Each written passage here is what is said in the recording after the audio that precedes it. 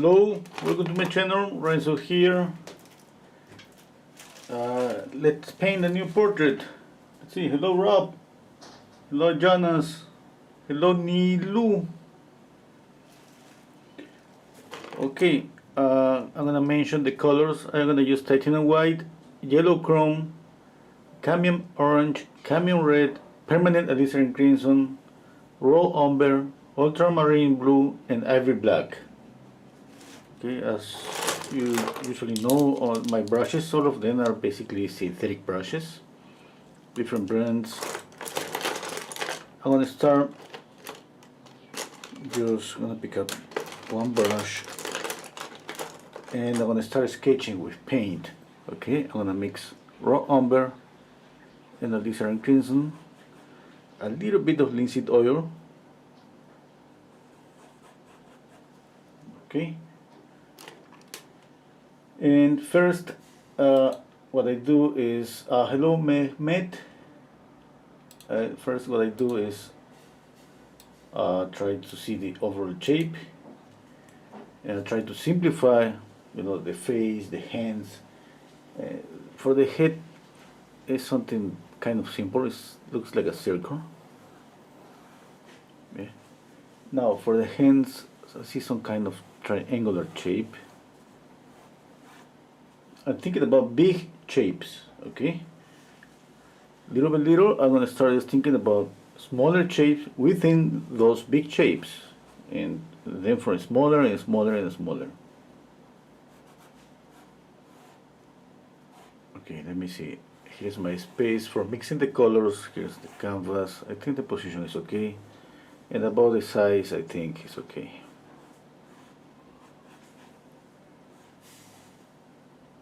I prefer to use, and it's a recommendation for everybody, is just straight lines. It's better to copy, it's easier to copy a straight line and than copy a curve. Okay. Oh, hello Cosimo, hello Diane, hello Jonas, hello Monique, hello Bob, hello Diane, Monique, Susan. Oh wow, a lot of names. Okay, thank you all for being here. Okay, let's continue seeing. I'm gonna trace a line for the eyes. Okay, the eyes, the eyebrows. I usually split the face in three portions. Okay, from the hairline to the eyebrows to the nose and to the chin. Okay, and I place the center line. Now, it's not like these measurements are going to work every time. Okay, it's not going to be like that. It's about using these measurements and observation. Okay, if you see that one of these measurements is not working, you gotta just adapt it to the image. In this case, for example, one thing that I see that looks like because of the position, she has like a really short nose. Okay. See. Another thing is about thinking about positive space and negative spaces. Okay. For example, when I draw, for example, the hands, this hand and this hand, the arms, that's a positive space. Here, for example, the space that is between the arms, that's a negative space. Okay, this here, we can just use this as a negative space. By copying this, we are copying this. Okay, and we gotta just kind of shift from one and the other, just like every minute. It's not just a moment that you do that and then you stop doing that. No, every time that I see, for example, this area, and I try to copy this, or here, this space. Okay. Usually I split from here to here in three portions, but in this occasion it's not. I can see that it's not. It's kind of the eyes are kind of closer to be in the middle, from the eyebrow to the base of the nose.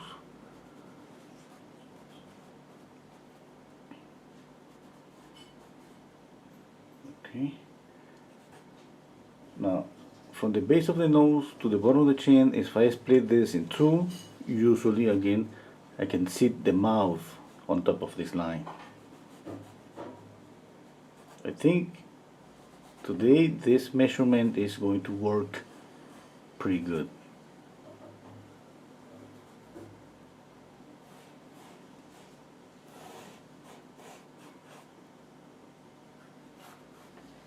Okay, let's see. Hello Eric, hello Michael, hello Nikki, hello okay. Thank you Rob, hello Noor, hello Jim, hello Joanne, Nikki, okay, hello Diane, hello Marius, Mila, Exploring History, Jai Kishan, Sylvia, sorry if I'm missing somebody.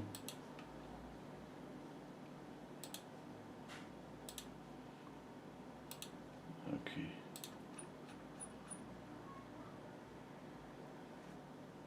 Diane K saying love the untreated canvas.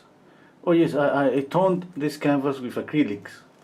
I have, you see the paint, the color is kind of a dark gray, but I use it with a lot of water, and I have this transparent gray, and the base, I mean the gesso, it has a little bit of yellow.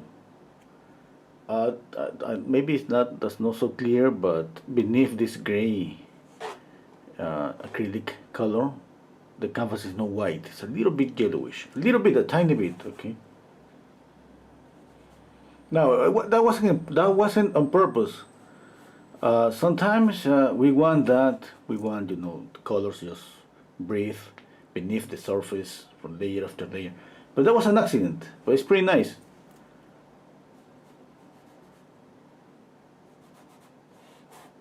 Okay. Now I don't have too much like shadows. I have shadows, but those shadows are not so dark. Okay, I'm squinting down my eyes to try to separate light and shadows, and I want to start just with two values. Okay, just one for the light and the other one for the shadow. Okay, on the photograph the light looks like almost white, pretty light, but we cannot paint that white. Okay, I'm gonna mix orange and white in a touch of raw umber. A little bit more to knock it down.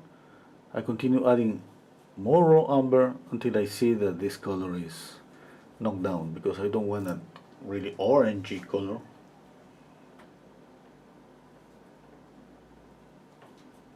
Okay, now let's see, I need more paint.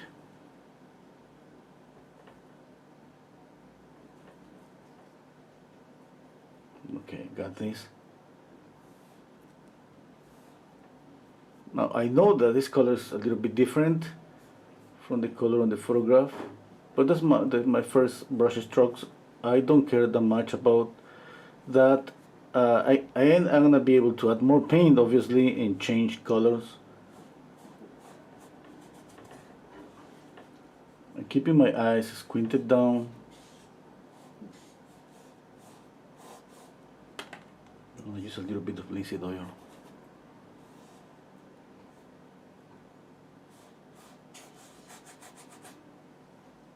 Okay, I'm comparing the painting with the photograph. And basically, right now I don't have too much information, but what I'm comparing is values.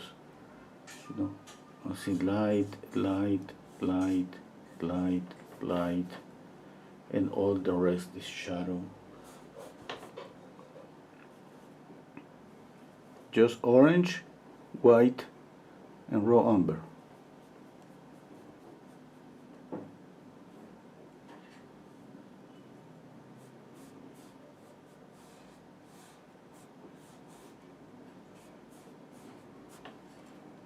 Okay.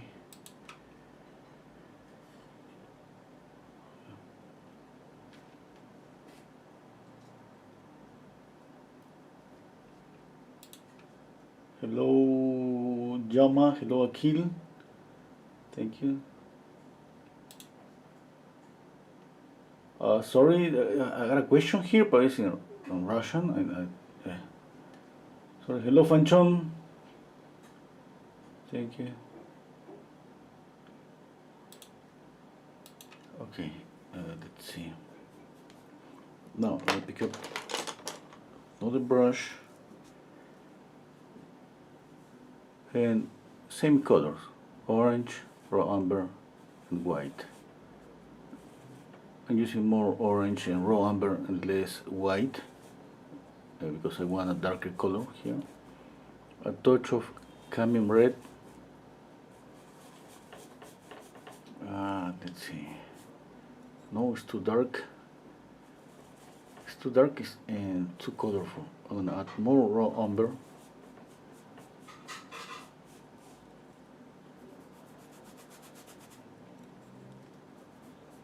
No, it's still too colorful.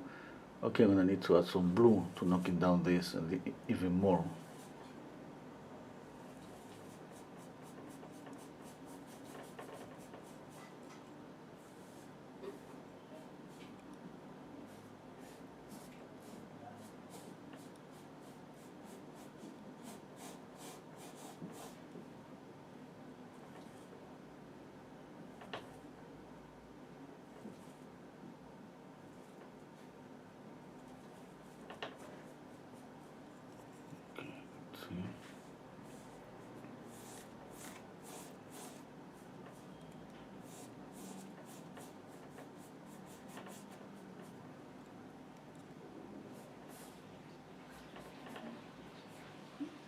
Okay, I'm keeping my eyes squinted and just painting with my eyes almost closed.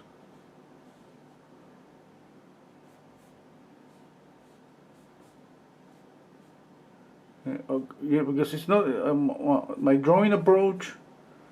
It's not just about it's not a linear approach. Like I say, that's kind of combination, but it's more like a sculptural approach.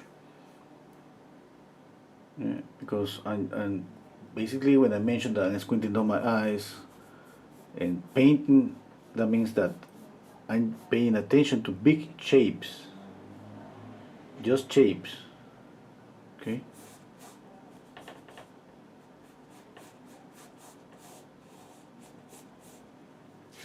Okay.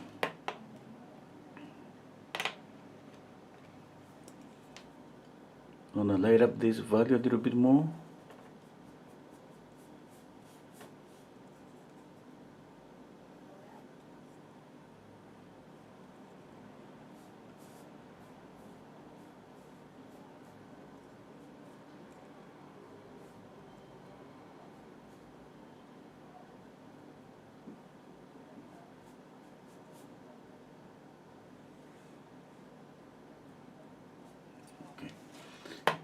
Need a different brush for a darker color.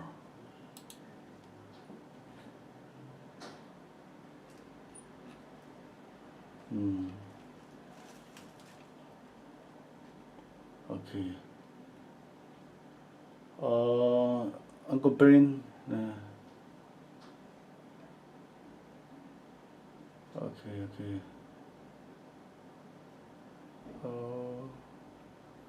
Nikki say, hi Rob, we need a good nickname for Renzo. Oh,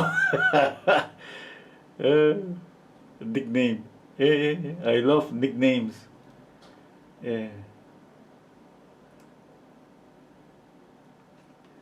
I was a teenager, I got a lot of nicknames and I gave a lot of nicknames.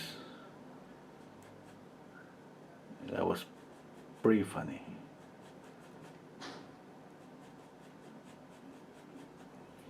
Okay, I'm gonna draw a little bit. I mean, like I'm gonna use this brush like a pencil and tracing some lines.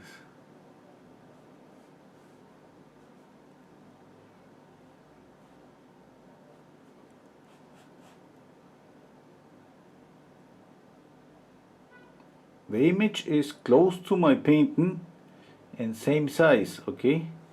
that means that every time that I paint is something about the size method in place here. Okay, that makes things a little bit easier when it's about copying.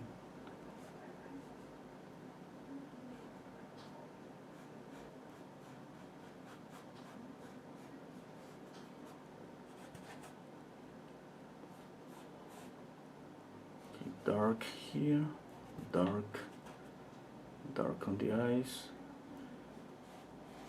dark here. This is raw umber and a glycerin crimson.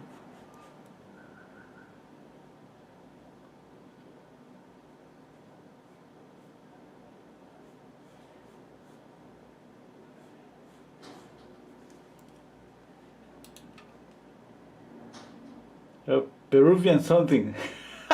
Lorenzo the Quiet Painter. Okay.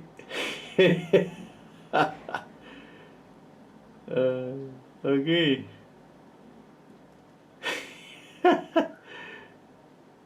We need a good, positive, happy nickname for him. Okay. Maybe I could change my YouTube channel name.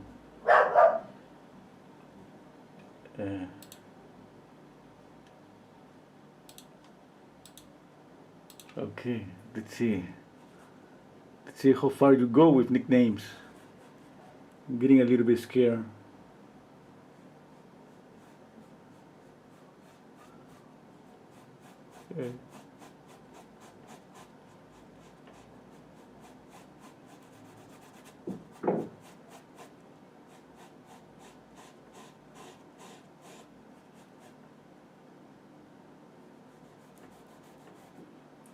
Maybe it's life telling me, hey, it's, your turn to how can I say it, to I feel some remorse about the awful nicknames that I put to my friends. Okay, I'm gonna take it. I deserve a really awful nickname. Go ahead, guys. Shoot.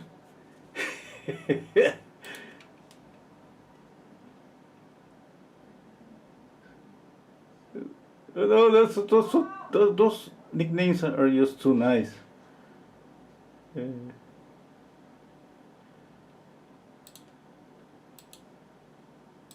Okay, let's continue painting. And let's see. Yeah.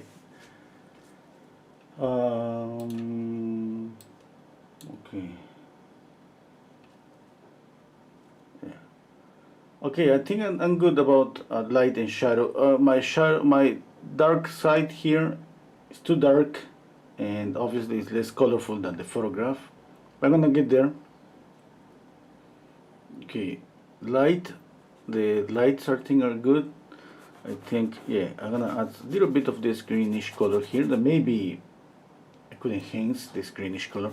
Now, sometimes I change colors, but basically what I use is what I have here. I see a little bit of the sky here, and look at the photograph, basically white. Yeah, it's kind of the sky here is the same color, the same light color as the light on the hair. But I can just make it a little bit bluish. Yeah?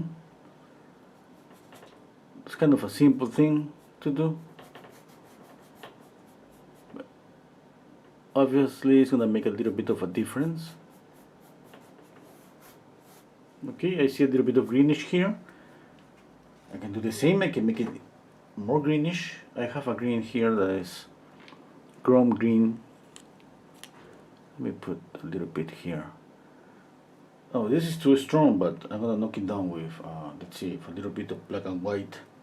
Or to knock down any color, if you're working with green, you can just choose the opposite color, red, and that's gonna knock down green. That was too much red.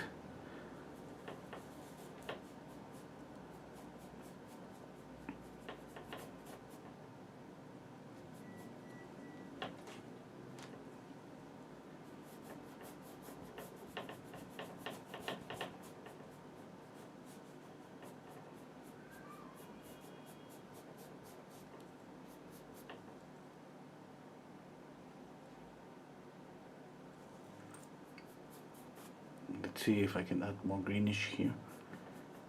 A little bit. I think that would be too much. Yeah, no.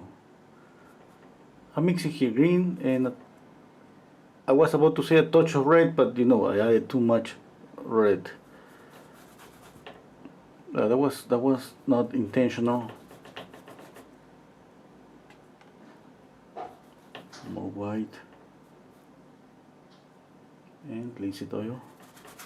Okay, let's spread this greenish color here.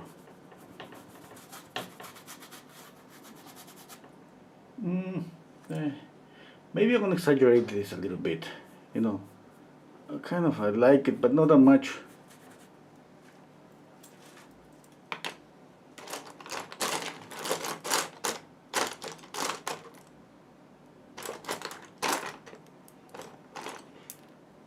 Okay, let's see.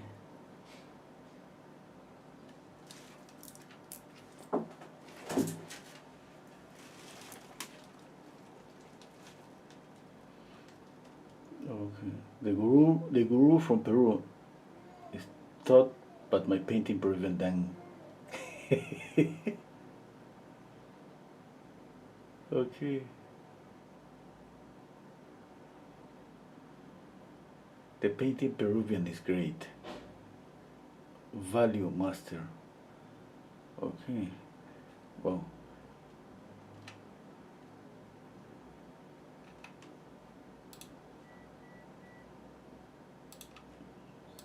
Okay. Let's put more color here. Yeah, I'm gonna pick up these brushes and let's just add more color here. Okay. This is more orangey. Touch of red. Let's see. Yeah, that's better.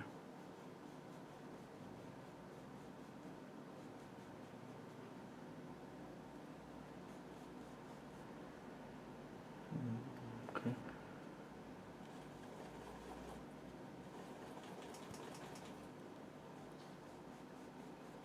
Now, remember that there are some areas on the face that the color is more reddish. That's because there is more blood on some areas on the face. Those are the cheeks, the nose, the upper and lower eyelid, and the chin. Okay. Sometimes we add a little bit of red on the forehead, but one way that's going to make maybe easier to understand is if you separate the face in three portions. Yeah. This portion here, the middle one, that's the reddish one. Okay. Now, don't forget the chin, because the chin is reddish too, but I think that makes easier to remember. Now, we enhance the red colors there, and the rest it could be just our first color, and of course there is a little bit of greenish colors in another parts of the face. Jean Ewing saying, why aren't you using the values from Photoshop? Yeah, I mean, I keep that for the lessons on Patreon, because it's kind of a different process. You know, it's kind of the same. You know, here are my values, but it's just like for more like a paint along, let's say, style. Like I gotta stop, I gotta go slower, stop a lot, and it's I don't know how to explain that. Hey, maybe one day I'm gonna use it here.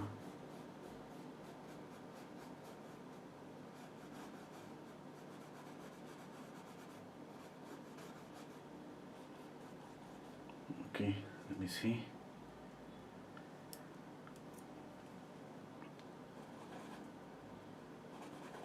It's a little bit more reddish, and we can see pretty clear there's a lot of red here, a lot of red here.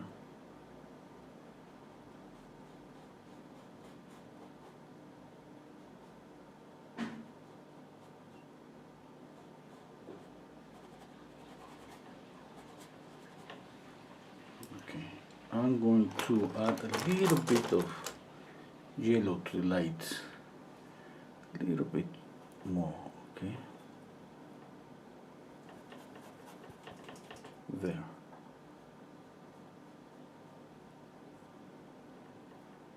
I wanna feel more this sunlight hitting the face. I wanna see how much I can exaggerate this yellow.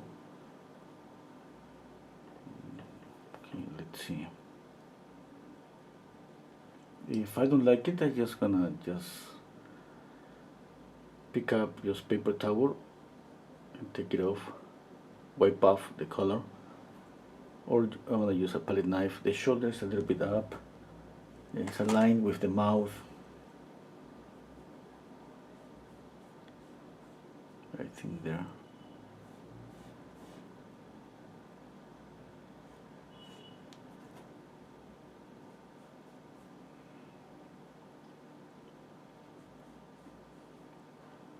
Okay. Now, one thing that happens with we are working with a warm light.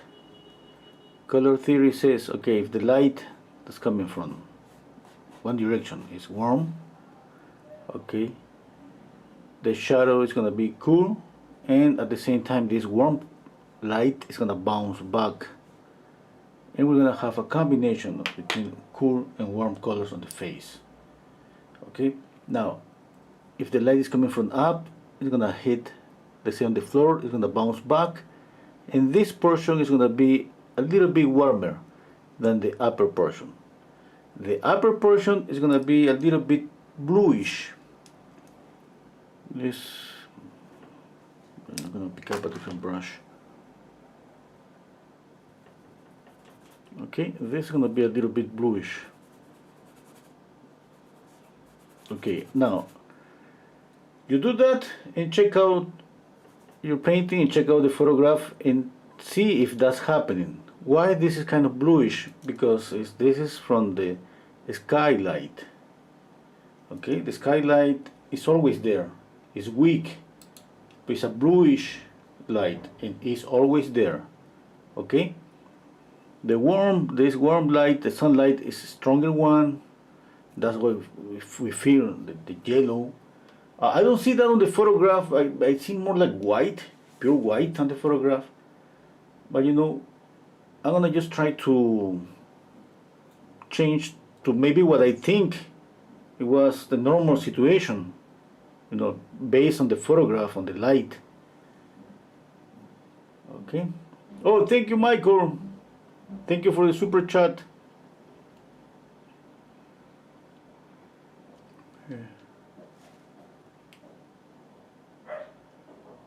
Okay.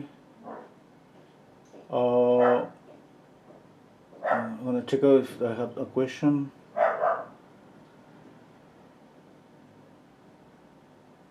Okay.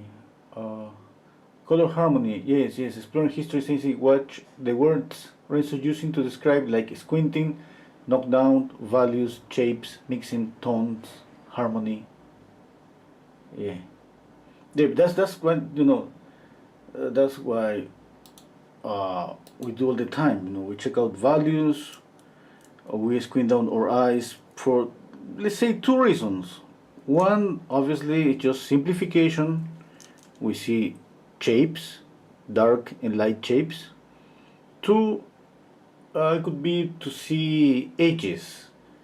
Okay, because when we squint down our eyes and you see a sharp edge, like for example, you see a sharp edge here because of the shadow, maybe that's a good indication to keep a sharp edge here. And where you don't see like an edge, like here, if you do that, check out the photograph, or here on the shoulder here, maybe that's a good indication to just soften the edge, kind of lost the edge. Okay. Now, it's not gonna be like that. You know, this thing about the edges is something that we gotta choose, that what edges just sharpen and what edges just, you know, lost. Softness, I think you got it.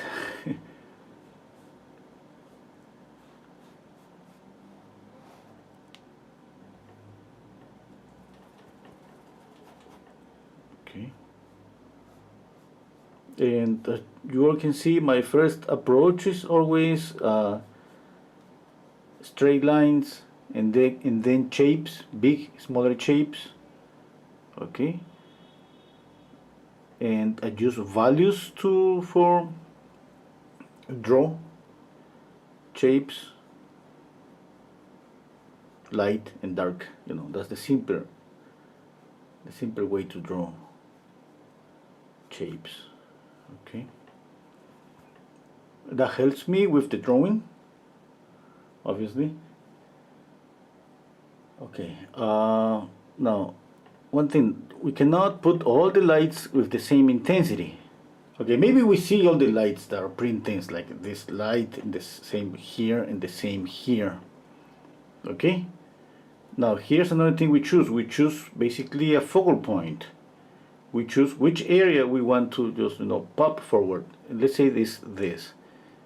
That means that I can knock down this light on the shoulder and this one. Okay. I see that. I don't see that. I see a lot of light on the shoulder.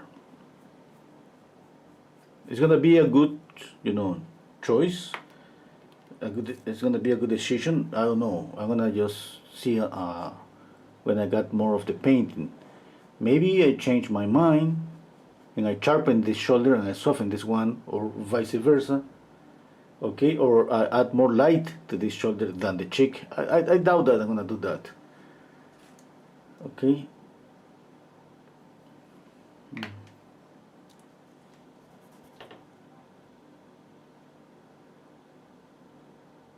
What about this cool color? Now, when I added this light blue, my intention is not see like a really light blue on the face. Everything is wet. I know this color is gonna get mixed with the paint here, and basically I'm cooling down the color. And I see a little bit of the bluish. If that's too blue, I'm just gonna pick up this color and I paint here. And basically what I'm doing here is mixing. I'm mixing this orangey color with this bluish color that is here and getting a new color. Now when we one thing that I do, that we all do, is basically mix on the palette and mix on the painting. That's basically when we paint a la prima. I think we do that all the time, but more when we paint a la prima. A la prima is just one session. Okay. Let me see. Okay. What about if I add a little bit of this green as an accent, maybe here?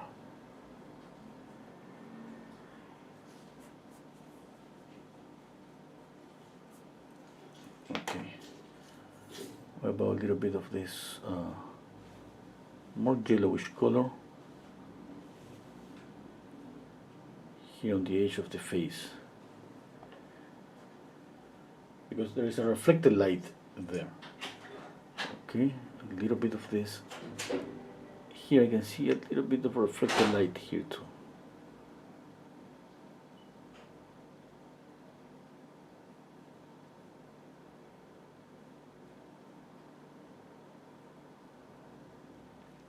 Okay, now I gotta step back and check out what I'm doing.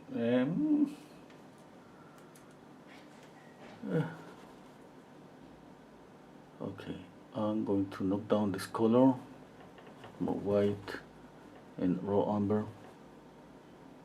light up here.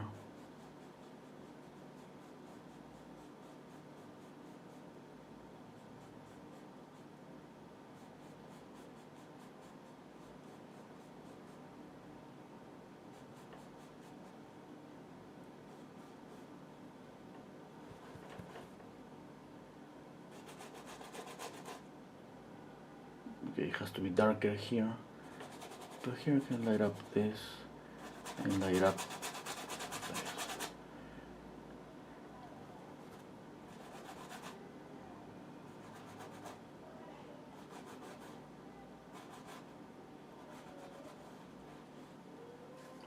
Okay.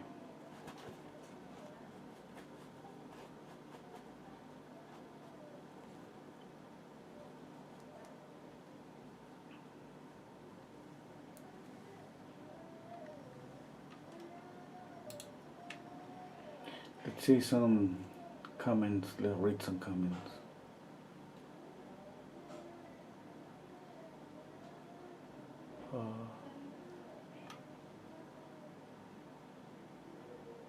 One of the advantages of old age is that that now I don't need to squint. I'm reading Jean Edwin comment. I just taking my glasses off. That was good. Yeah. Yeah, I could do that too, you know. Yeah, yeah, you know, it's not working that good. Mm.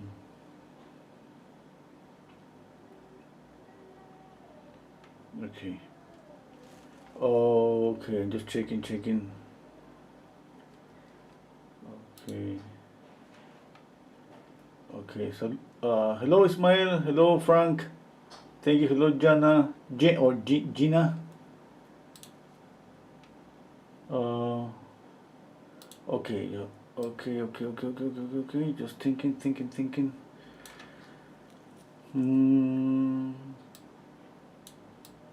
Okay, I'm gonna continue with this area here.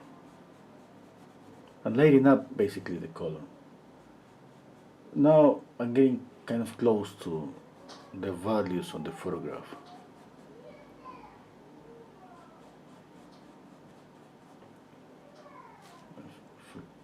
Okay, something that happens because we adjust colors again and again.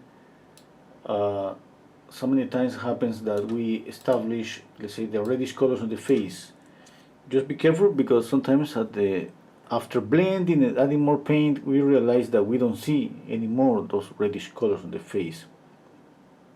Okay, you just gotta be sure to check on that, and if we don't see it, we gotta paint them again. We need, okay, at least those colors. There are more colors obviously because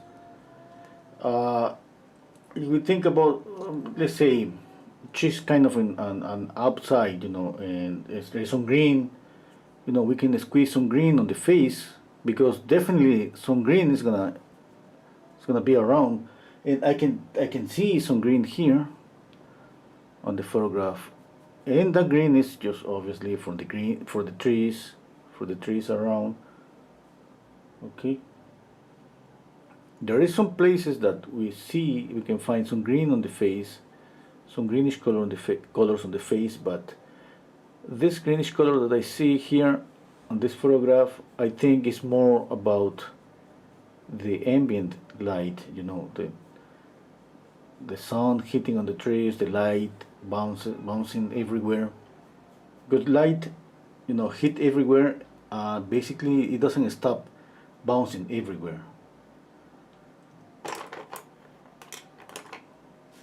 Okay, let's see. Squinting down my eyes, I see, for example, that here it's too dark.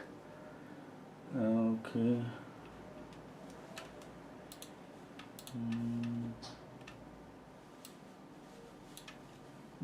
Okay, it's kind of the face. No, and here is the same, has the same value, kind of close to the same value. Okay, here the shadow. The arm and the hand here is lighter than the face, a little bit lighter.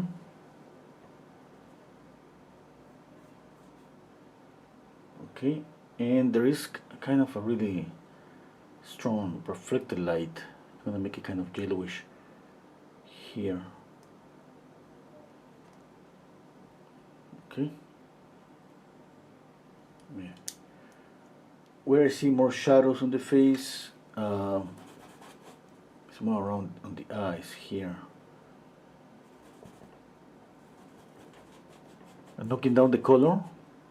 We can knock down any color by using the complementary color. Use raw umber, or use blue, or use black, with a touch of white. When we practice with the sword palette, which basically is about just knocking down the colors with black and white.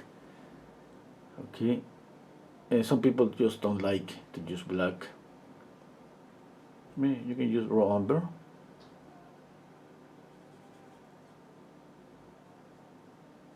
squinting down my eyes, and I see this is dark.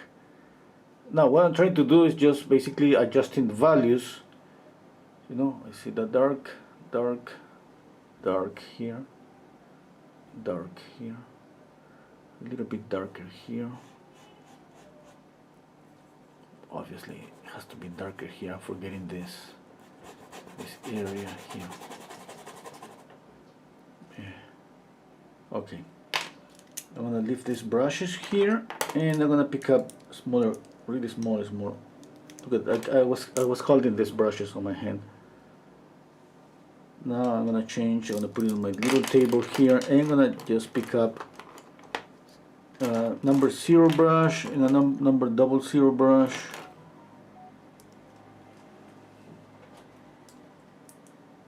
Just 1 second.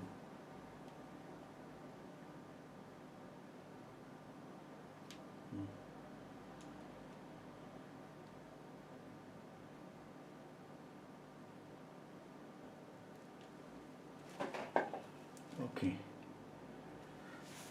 Okay, wait. I need more of these tiny brushes. I got here a bunch of them. I'm gonna pick up. This is pretty pointy. Oh, this is. I was painting with this one yesterday. I didn't clean it. I forget to clean that one. This one. And this one for blending. Yeah. No, this one for blending. Okay, I'm gonna start working with these three brushes here. Okay, I'm gonna mix black, raw umber, and alizarin crimson. And this is gonna be this. Again, I'm gonna use this as a pencil, and I go for a linear approach.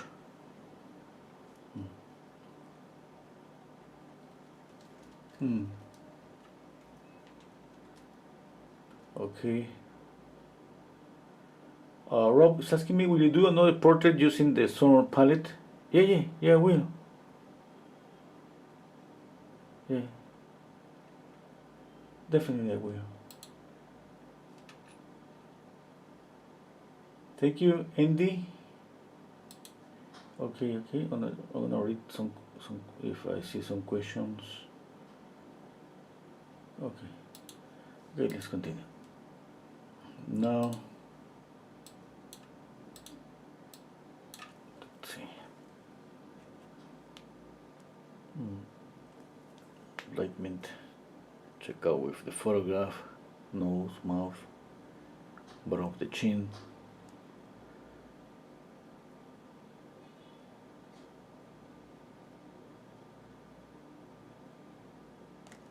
Okay, a little bit. Now the other eye.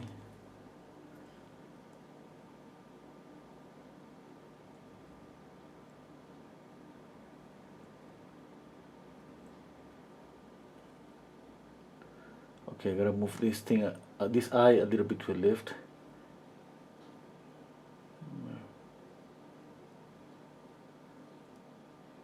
There.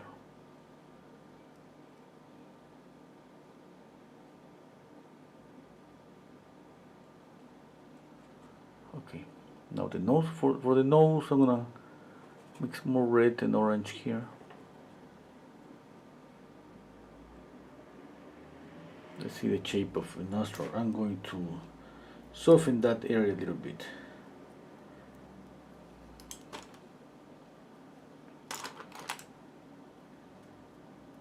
Okay, this brush. This is number 0. It's not new anymore. It's not pointy anymore. Look at the shape. But right now it's perfect for blending. I'm not thinking about blending here. More like just softening and kind of make this kind of blurry, and paint again. You know, the nostrils. One is gonna be here. It's aligned up. Where's the third duck? The other one here. Okay. Aligned with the third duck. I'm gonna add more alizarin crimson to this darker color. Let's see. Corner of the mouth is aligned up. Looks like kind of in the middle of the iris here. I'm checking out on the photograph to the left, finger, and I'm checking more that the alignment, the painting with the photograph that I have to my left.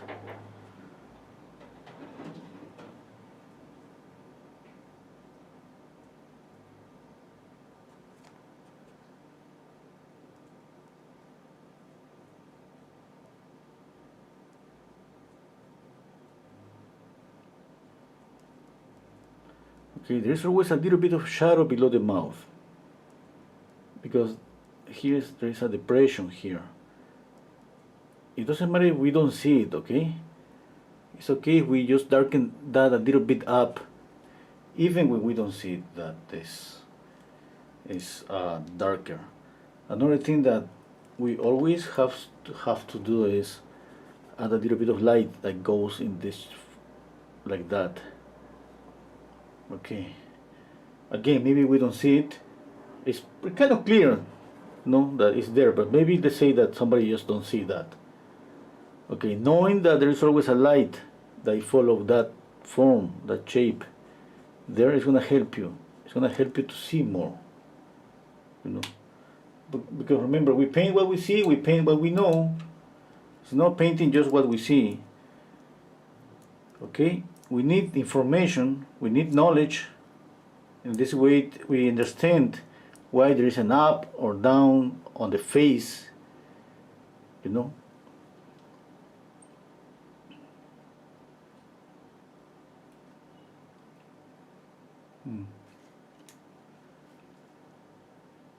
Okay.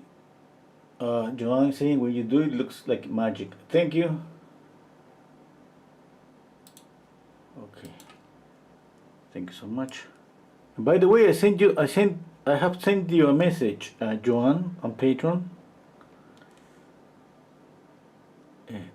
Because looks like you opened up 2 accounts on Patreon with 2 emails.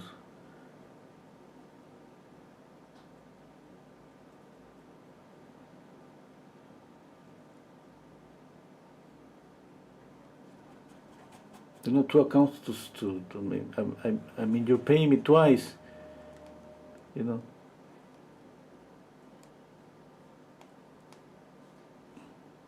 That's okay for me. I'm not complaining.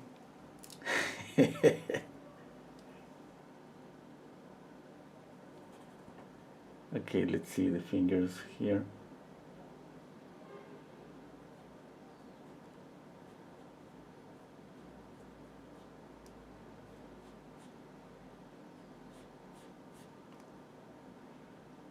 Let's mix red and white.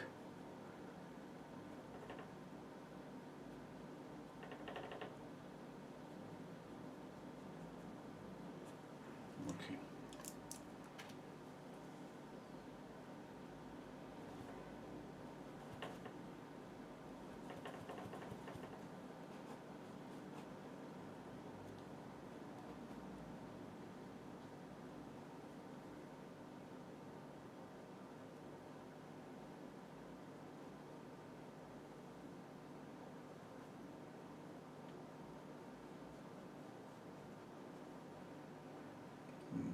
Okay, I think this is good, kind of orangey, and keeping this bluish color.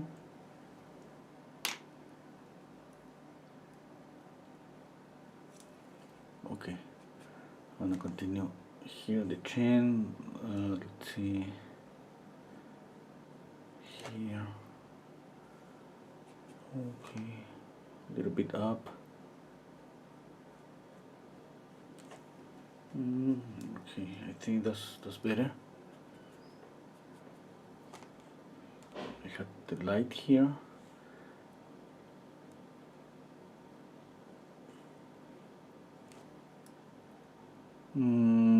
Okay, look at the shape here. Okay, I gotta make the hand. Gotta move this. Yeah, now it looks like it's kind of the same shape.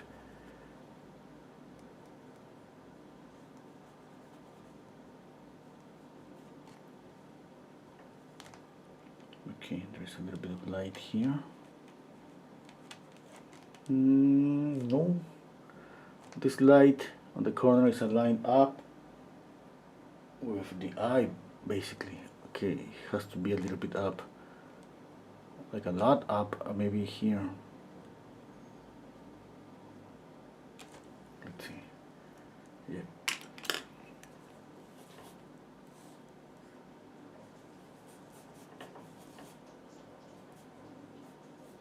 Darker here, darker here, and I gotta go back to a squint down again.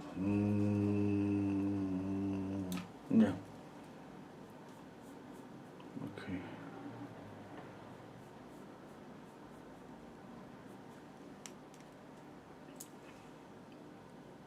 Something that I don't remember the name, but that we can do, so we can see sometimes in nature. That's a little bit of a more saturated color, okay, between the light and the shadow.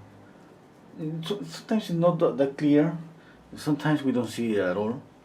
Okay, but it's pretty common to use it every time that we change from light to shadow. And oh, here we can see it on the arm. Look at here. I'm gonna make the image a little bit bigger just for you right to see the arm.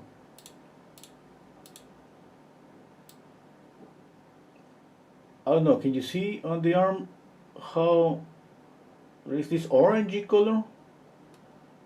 Okay.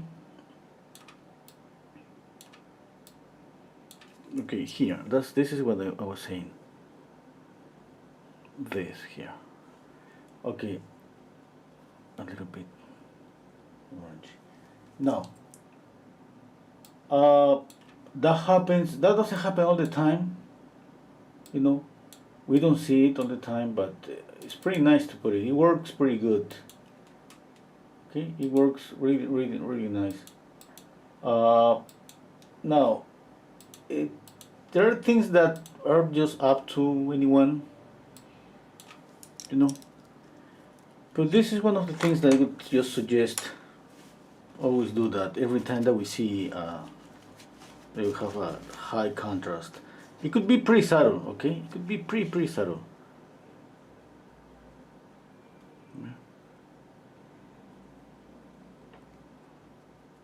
And I gotta be true, sometimes I don't do this. But when the light is really, really warm, hitting the face, yeah, sometimes just this orangey or color or saturated color between the light and the shadow just works pretty nice, pretty good. Okay, now I have to continue adjusting colors. For example, look at here. Oh, okay, I got something wrong here. Yeah, I wanna add more orange, white, a touch of red.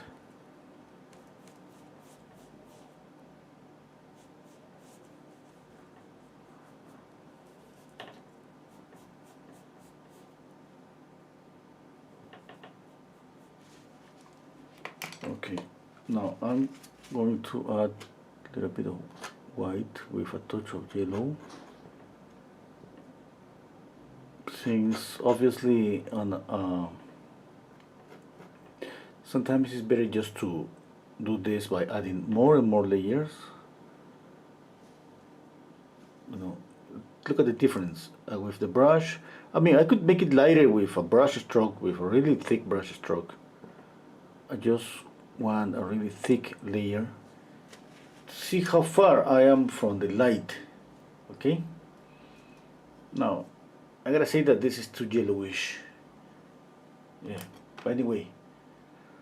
Okay, another thing that I'm doing this because I wanna just get the values, you know, light, midtones, and shadows. If I don't see I have a value scale here. If I don't see the lighter value or the darker one, you know, that would be like working from here to here. Okay, we gotta use the full value scale because that what happens in nature. You know, we see some lightest lights almost close to white, and some darker shadows close to black. Kind of impossible, to represent that light because the canvas is something flat, opaque. This doesn't have light. If I turn off my light here on my little studio, you won't see anything. Everything is gonna get black. Yeah? Why? Because it doesn't have light, it's opaque. Then it comes the idea about exaggerating things, using color contrast, using temperature contrast. Yeah? Okay, now, it's the same for the shadows. So many people say, hey, I don't like black, it's too dark.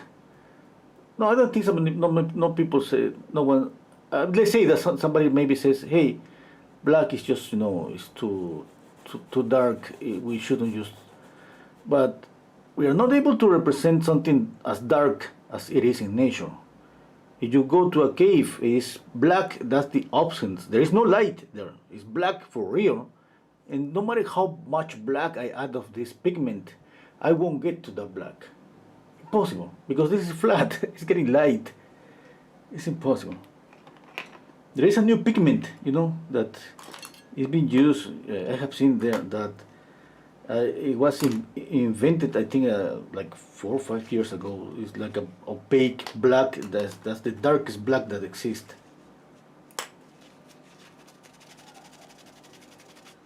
Okay, I'm going to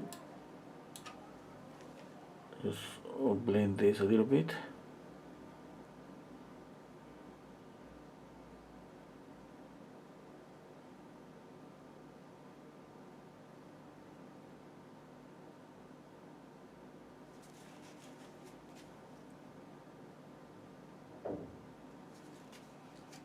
Okay.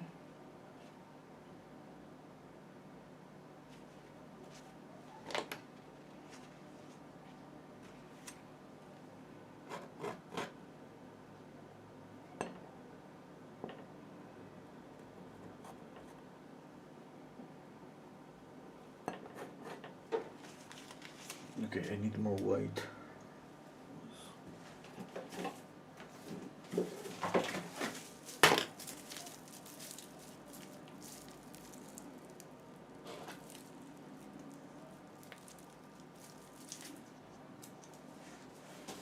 Okay. White and yellow chrome.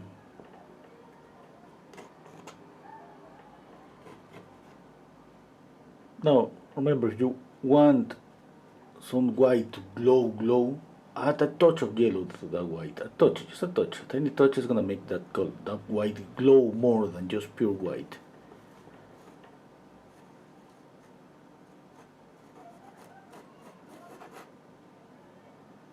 Okay. Why? Because here's the difference. Look at this. White with a touch of yellow, it becomes warm. And white alone is cool. And warmer colors, no matter what, warmer colors always just pop forward. Okay.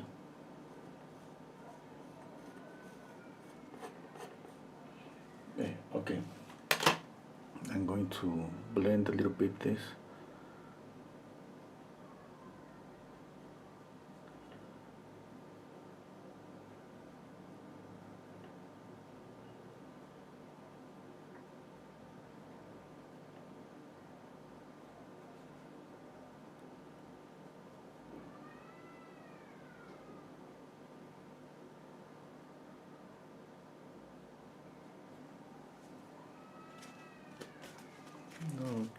Okay. Now let's see the darker areas. Black, a touch of red, a touch of alizarin crimson. Okay, let's see.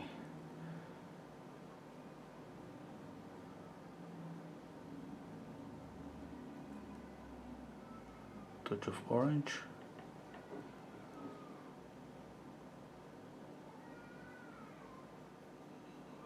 Now, to paint this, and I squinted down my eyes again, I'm thinking about this like a triangle.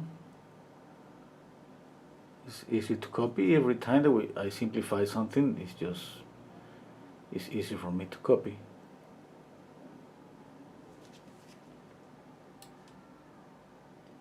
Okay.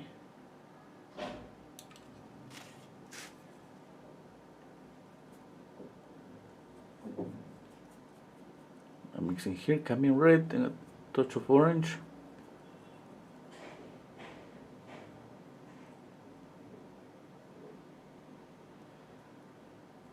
Okay.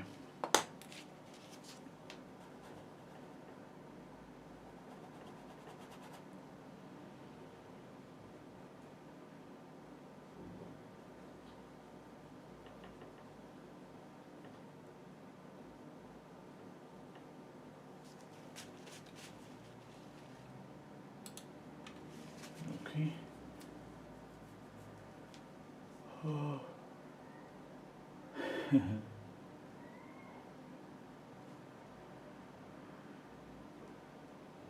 Oh, I want to read some comments.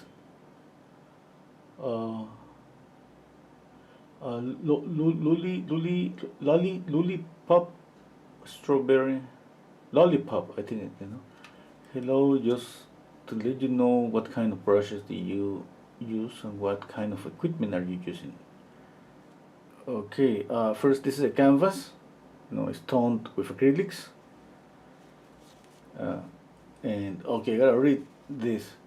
Rapsas is saying, smash the like button of your color, or your color will be forever muddy.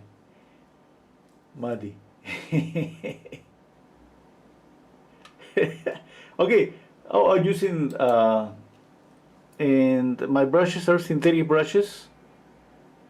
And the brand of my paint is Winton. You know, that's the student grade of this Winsor & Newton. Okay, okay, I'm thinking again. Let's see. Yeah.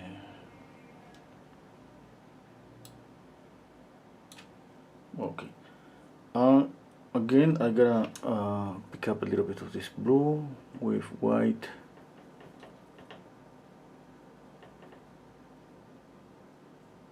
I need a little bit here.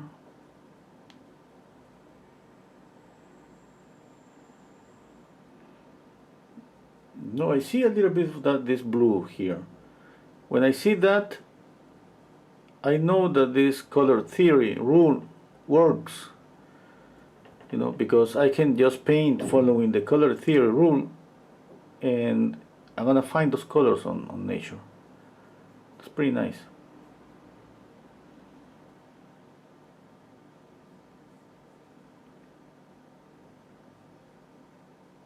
Okay.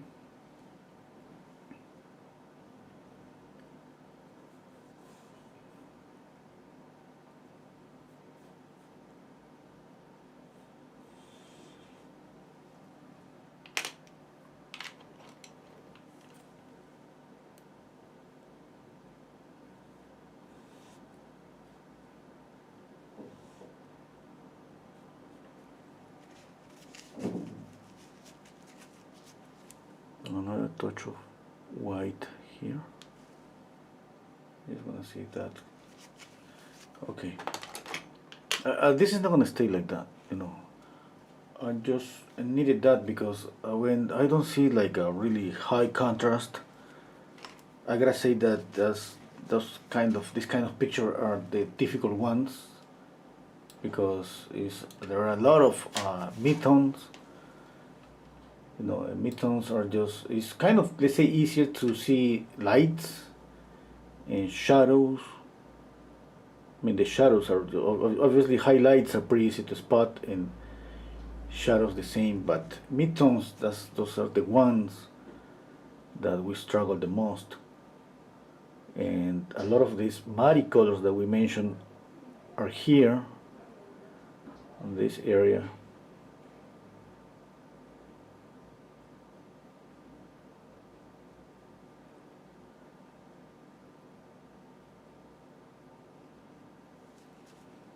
Okay.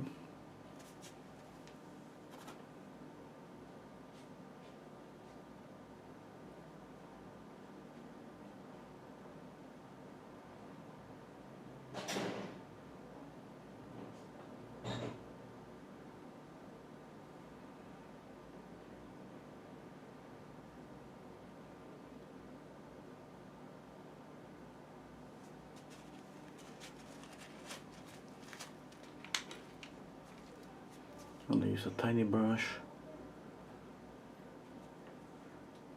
I'm gonna draw here. I'm mixing alizarin crimson with cadmium red. Let's see.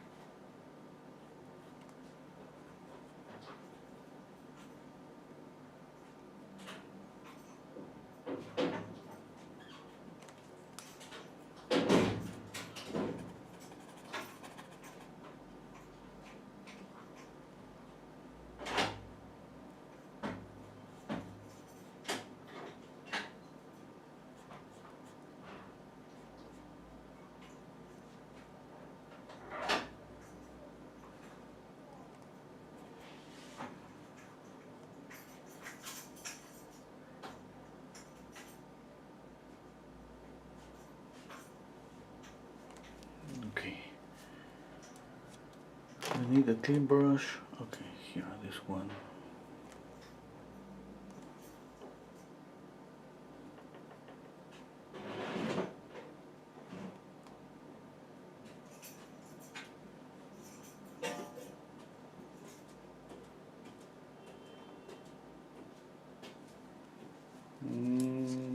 Okay, I think this finger is more tilted.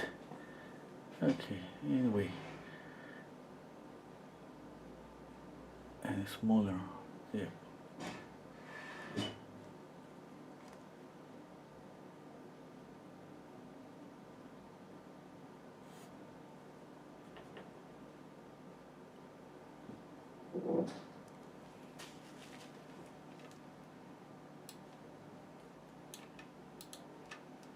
Let's see.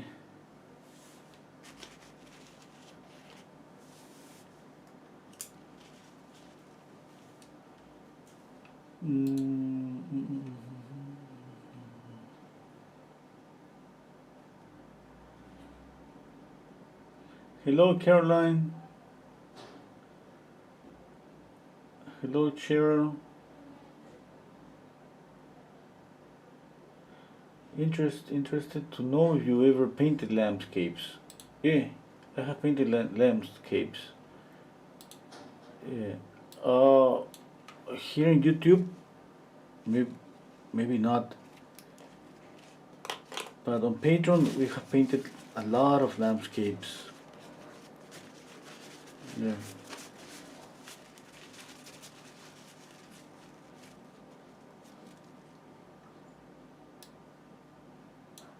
Okay, I think it's time to promote my.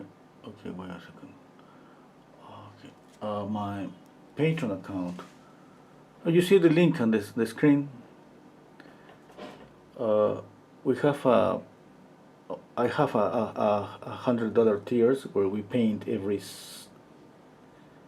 Sunday for 4 to 5 hours, one portrait.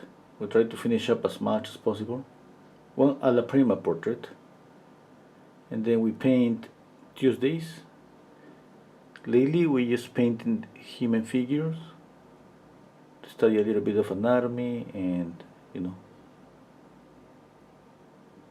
and today we draw. All of them are paint along sessions.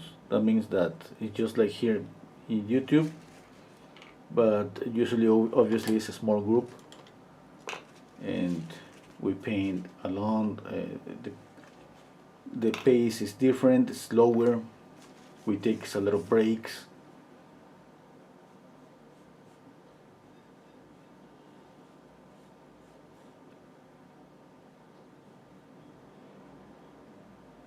Okay, somebody check out the link. You're gonna find that there are $100 tiers, $15 tiers, and $9 and a $4 tier. $4 per month. That's the cheapest one, and that one is where we have painted landscapes, pets, still lifes. What else? A lot of things, you know. We're painting portraits, but just profile views for this month.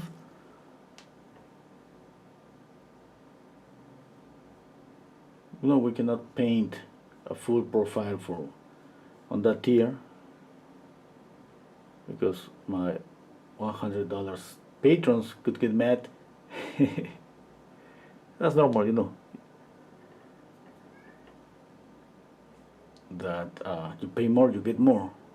Just that.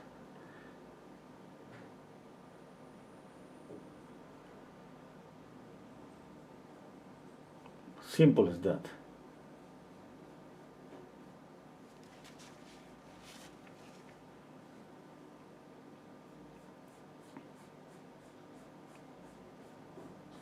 Oh, and if let's say somebody goes and join now the $4 tiers, you can see all the recorded lessons. Right now there are like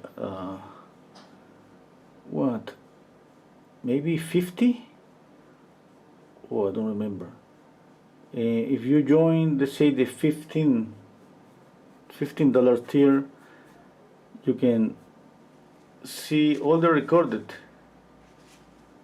lessons on Patreon, and that's kind of between it's kind of 200 videos, a little bit more than 200, maybe 200, maybe I don't remember, but a lot. Yeah. Joan is asking me, you supporting your hand? No, to be honest, no. On the air. Oh yeah. Sometimes I support my hand here on the ISO. Yeah. Sometimes I on the air. On the air, I don't notice. Sometimes I hold my hand with my other hand. But you know, I don't pay attention that much to that. But I know that I do that.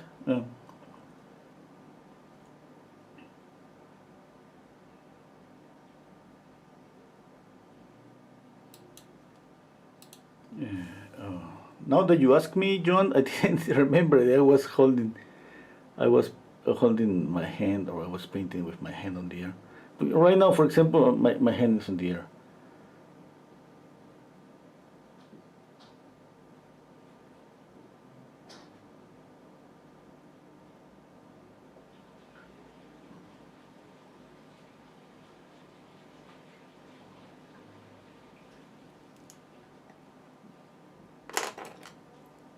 It's better I mean,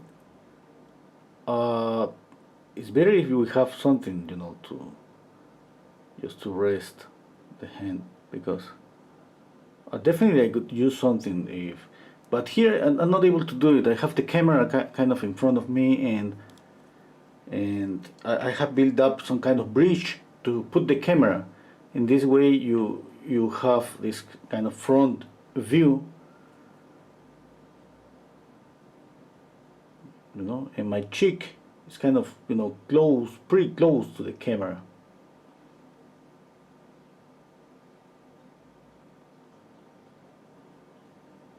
And this bridge that is kind of in the middle, don't let me to get closer, too close to the painting. And I'm working like, let's say from the canvas to my eyes is like 20, maybe 24, 25 inches. Yeah, and I cannot get closer than that. because of this bridge in the middle. But that's the best way that I could, you know, put the camera here, because I remember when I started the videos, I got the camera on a tripod to my right, and I used to kind of, you know, hit the camera with my face every time.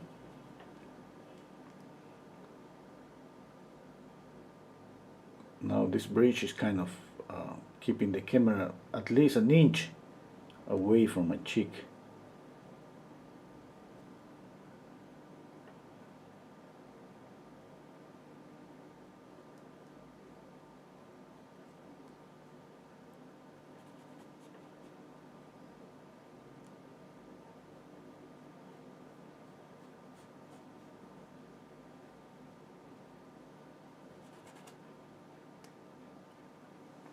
Okay, let me see. Okay, the hand, I gotta move the hand. Okay, it's not there. I gotta move it like a little bit here.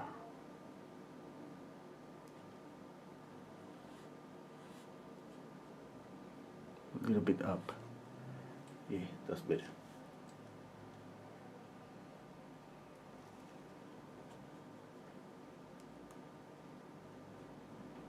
And if somebody has any question about painting, about, you know, just let me know, okay? About materials, about things that I use.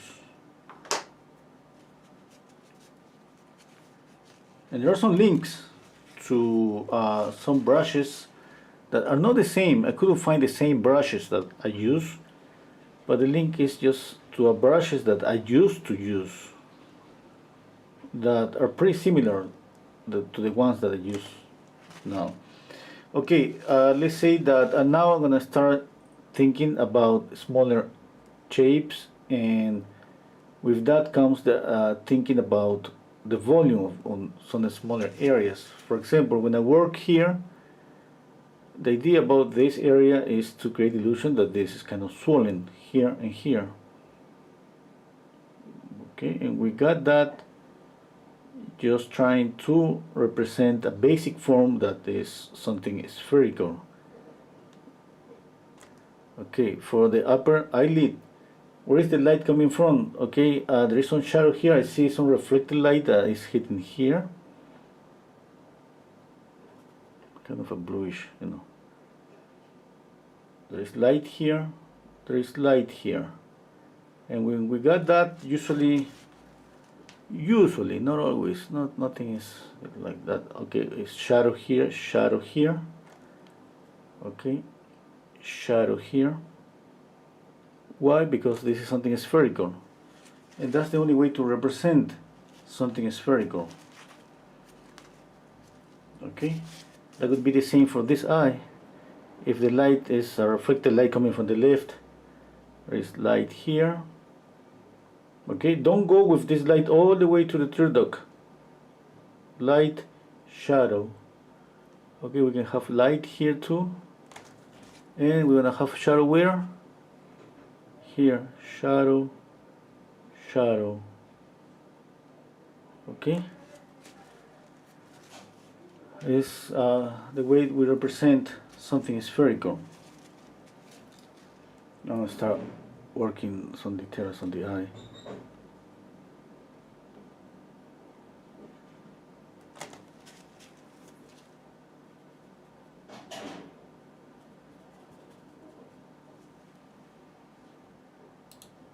Okay. Hello, Karen. Space Explorer saying next portrait tribute to the Queen, please. Okay. Hey, I think everybody's so sorry for the Queen.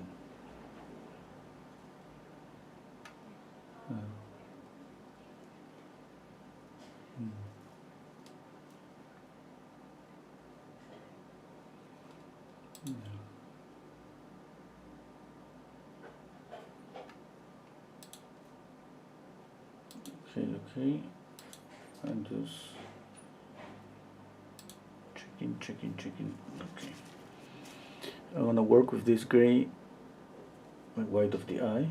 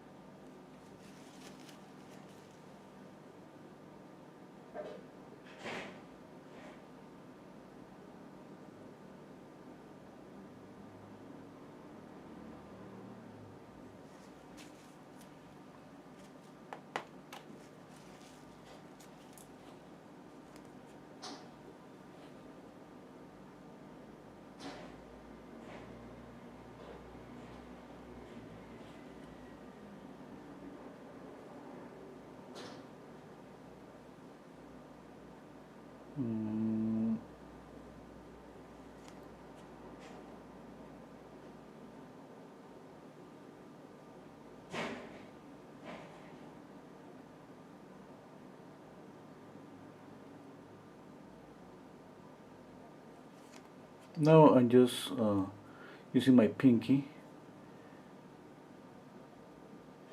here. You know.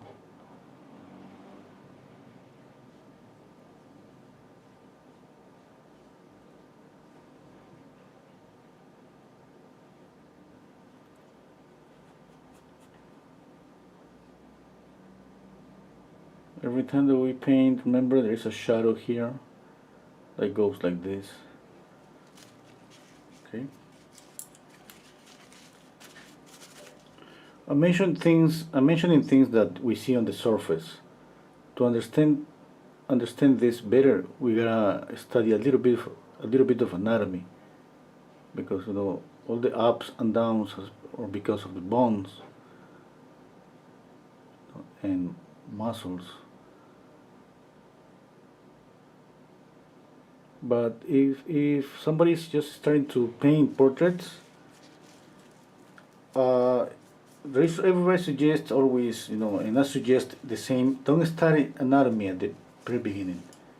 Basically, what somebody needs, that beginner needs, is just to work on observation and try to, you know, get a stronger visual memory. And then when you're trying to get better at copying, because you know this is something that is a repetition, repetition, repetition, and every time that we put a lot of time on this, a lot of practice and repetition, we're starting to get better at copying. Okay, and that's kind of the first step. And then we study anatomy. Okay, that's a suggestion. Now, I'm not saying that somebody else is completely free to start studying anatomy from the first day. Yeah? And study anatomy and paint at the same time, which I think it could be pretty clever. Pretty clever. Yeah.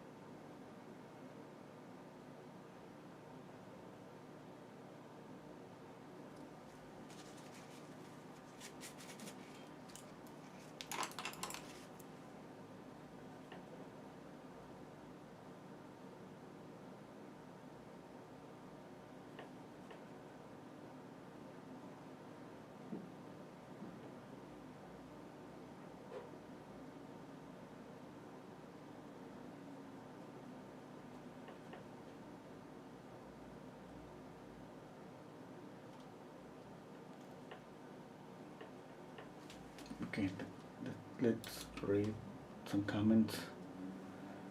Nikki saying, hello Sylvia.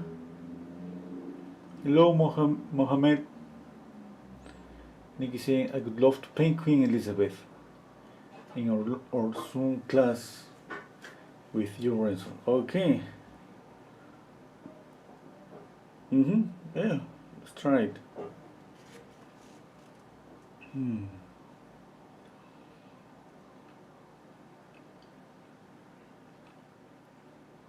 I'm scrolling up here to see if I have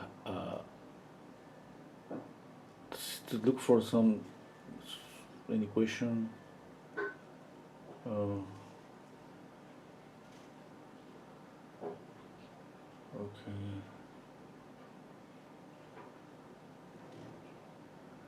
Okay. Oh. Hello, Brigitte.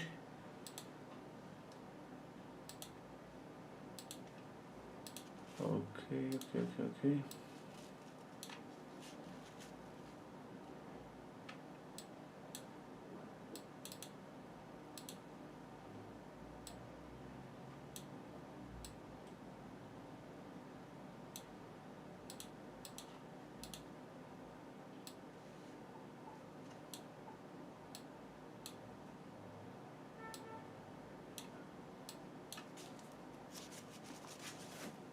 gonna blend a little bit here.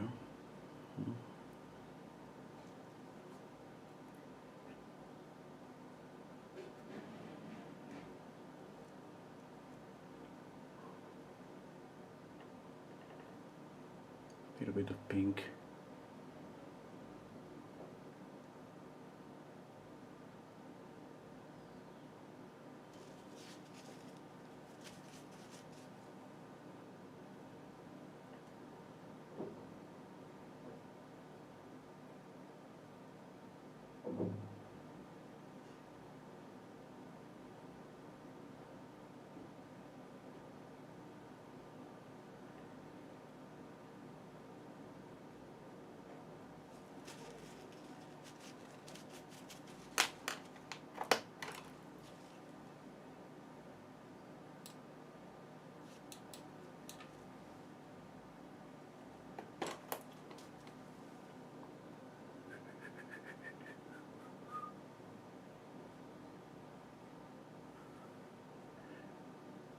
I'm using this brush that I was using for blending to light up the color, but basically I use a little bit of paint just on the tip of the brush, and I go like that pretty lightly and light up the color a little bit. If I pick up pure white, for example, I put it here, I mix here and I light up that, but we gotta be careful, you know. The idea on this particular painting, I'm trying to keep all the values kind of the same values, and I'm just going back and forth, darkening here, lighting up another place.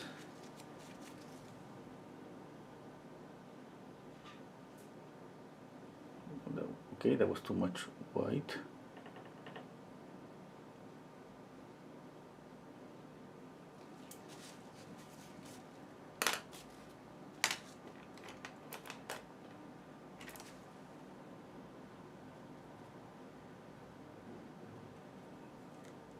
The mouth, red and orange. Okay, that was too much orange. Red and white.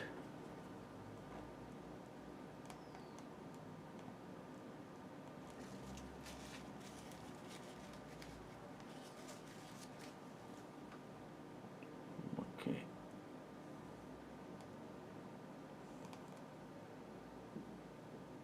I'm blending here a little bit.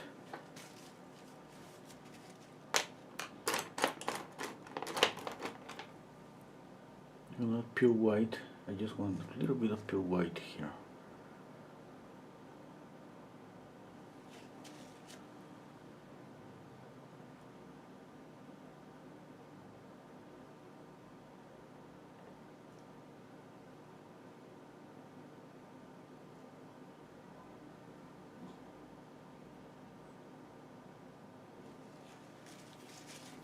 Okay.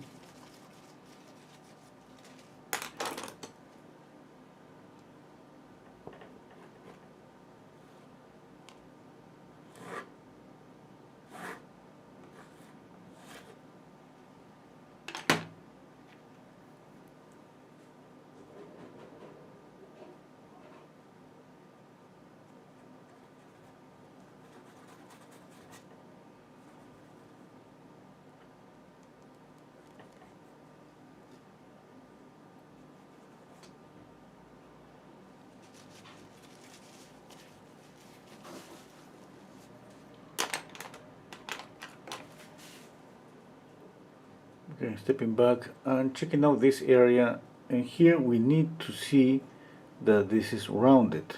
Okay, imagine that we're trying to see some kind of sphere beneath the skin. If you don't see it there, that means that we're missing something, and definitely that would be about light and shadows. I need to add more light here to create the illusion that this is rounded.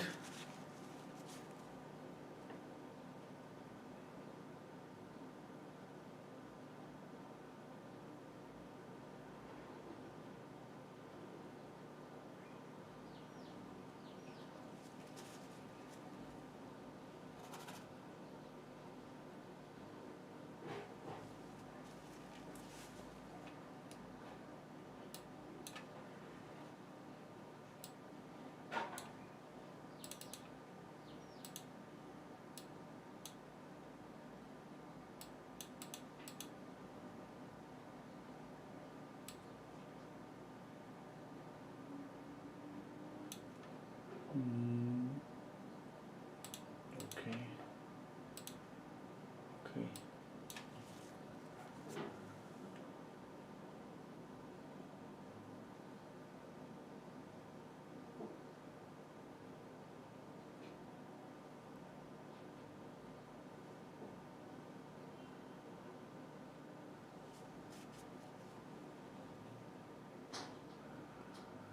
I move the contrast on my camera because I saw on the screen. I don't know, maybe my screen is a little bit darker, but I saw on the screen I didn't see this white, and this kind of pure white. It's kind of dark.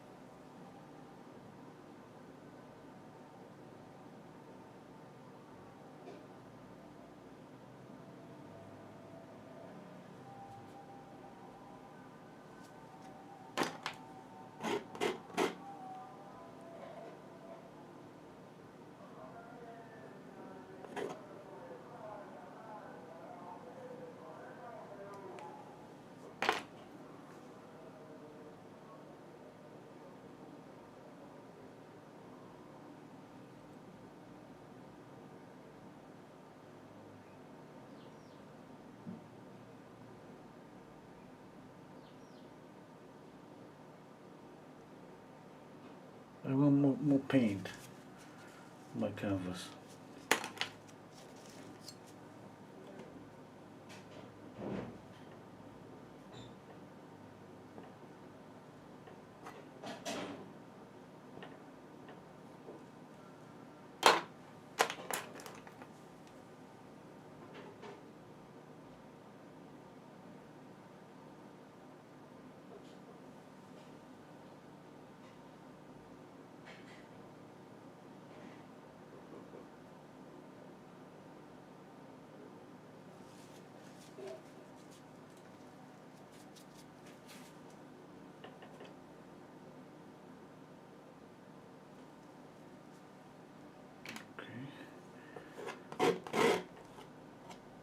Mixing just orange, raw umber, and white.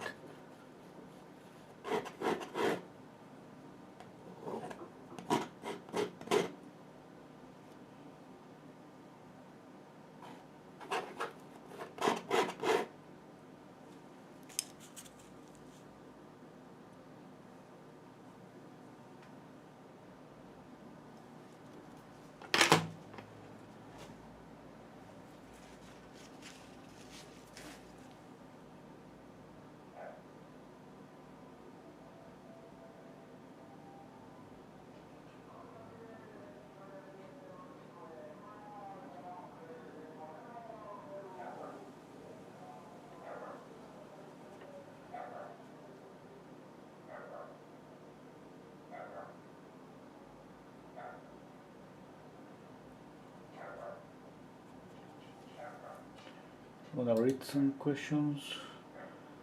Evelyn Dominguez, hello from Michigan. Hello. Nikki saying this last part is always magical. Thank you.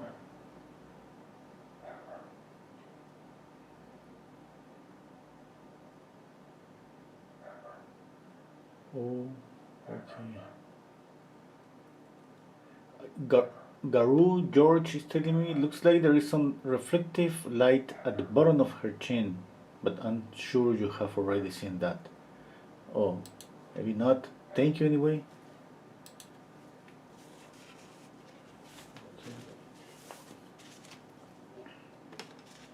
Okay, I need a different palette knife. I'm gonna pick up black, raw umber, glycerin crimson.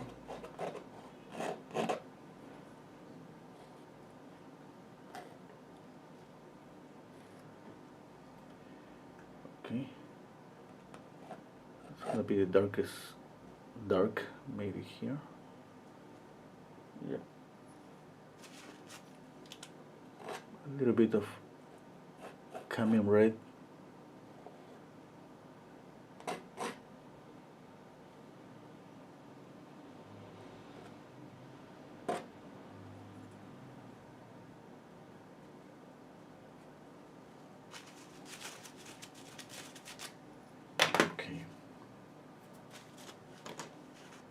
You know, I think I need more paint since the values are pretty soft. I don't know why I feel that.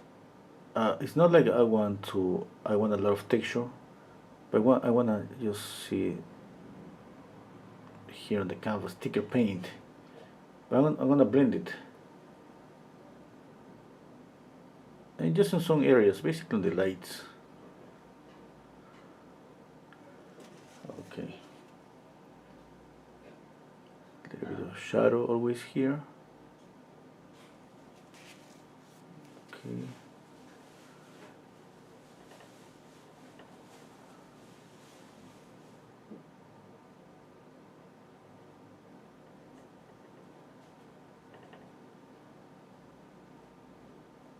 A little bit more reddish here.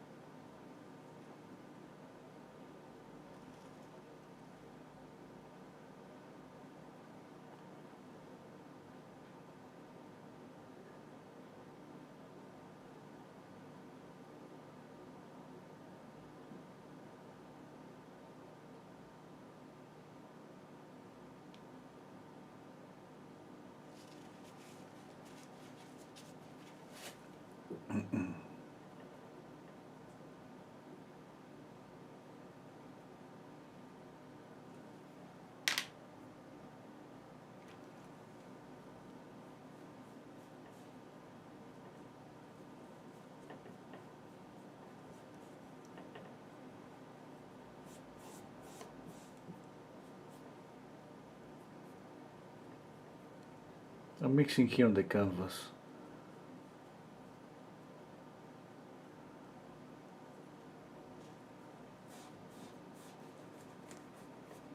I'm gonna add a little bit of blue, light blue here. Okay. More orange here. You notice the here is warm and the arm is cool. Okay, I can use this blue and white. Put the light there, and it's gonna be pretty close. Okay. I see the color is kind of close. It's not a perfect match, but I think it's close enough. Okay, a little bit of green. I need some more chrome green.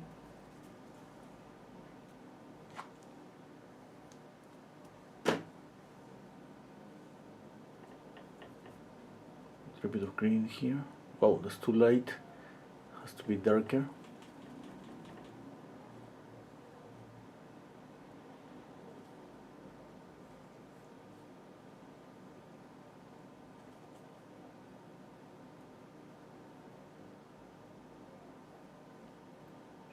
Okay.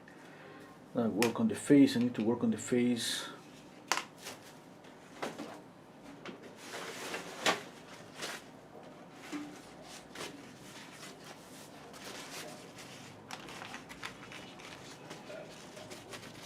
Okay, let's see. First here.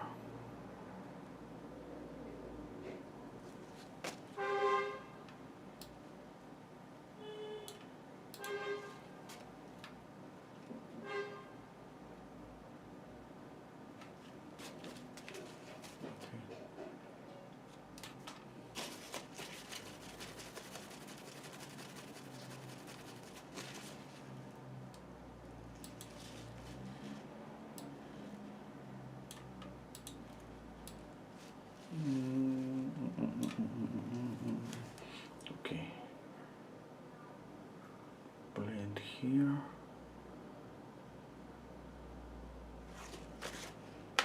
I need a tiny brush, 00. These brushes are liner brushes are pretty cheap, pretty good, but sometimes I clean the brushes and this happens. It doesn't matter, okay? I'm gonna continue buying these ones because I love them. You can get just like a set. I used to buy like a dozen, like you know 12 sets like this one, and for what? Maybe no more than $20, maybe less than $20.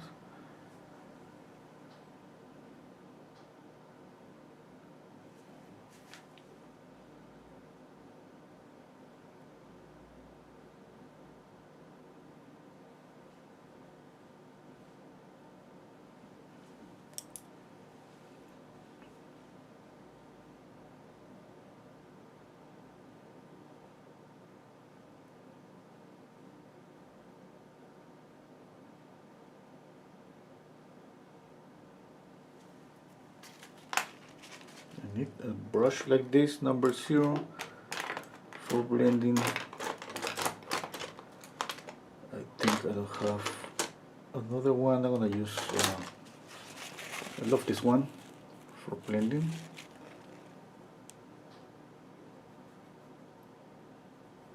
Always we need to soften edges, especially here on the hairline.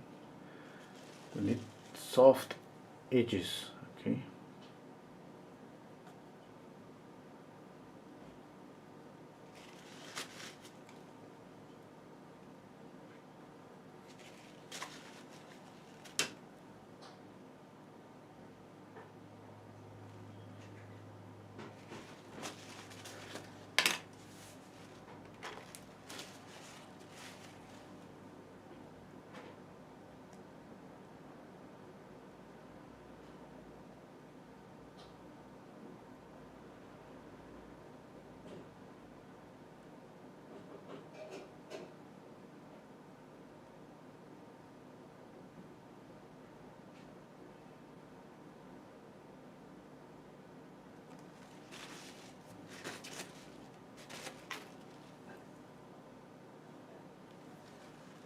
Let's see.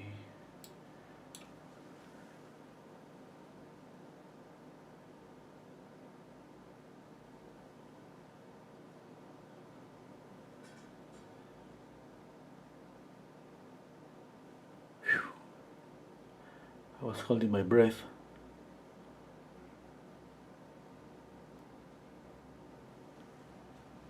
Yeah. A little bit of light blue.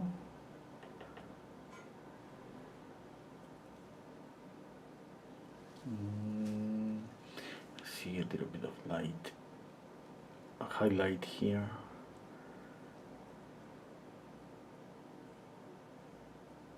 Okay, I think I'm gonna move this highlight a little bit up.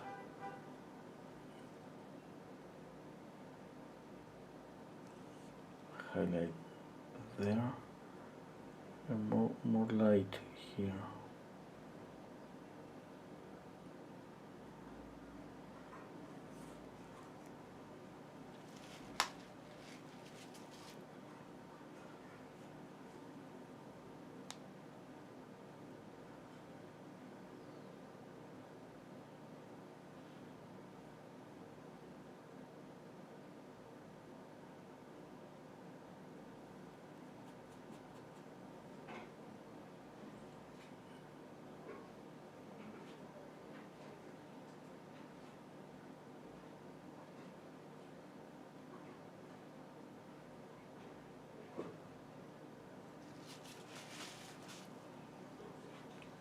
For the upper eyelid, I add always a little bit of alizarin crimson and cadmium red.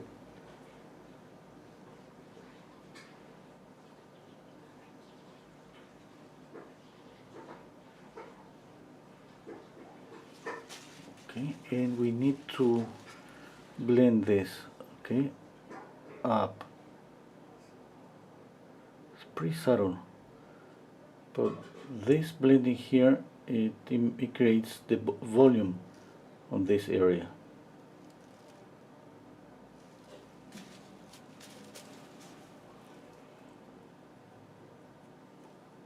Okay, and the lower eyelid the same.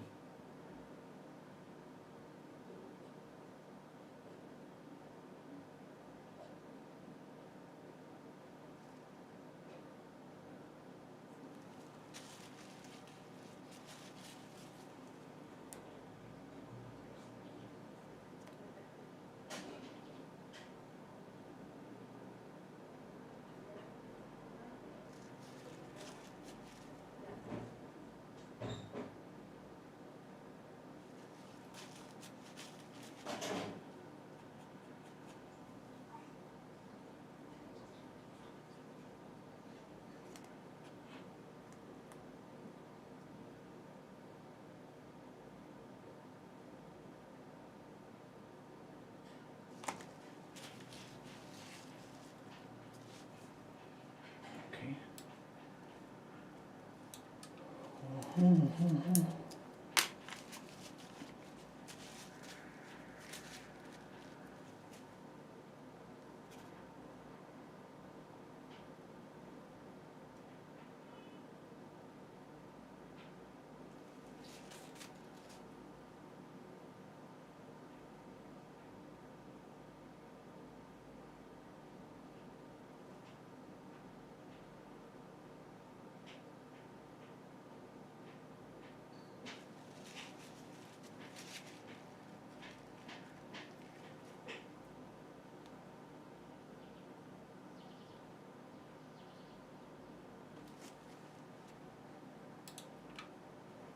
See, hello, Alida. Thank you.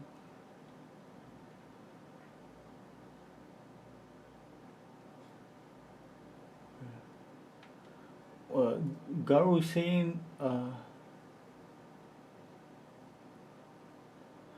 Nick is saying Renzo sells his aprons, but he never wears one. Oh, yeah. Exploring history saying, can you do a painting of a group of people with some background or landscape? Oh, yeah. Yeah, yeah. Hello, Sierra. Yeah, I have painted a lot of commissions. Oh, it's kind of I don't want to paint more commissions, but you know, it's work. It's my work.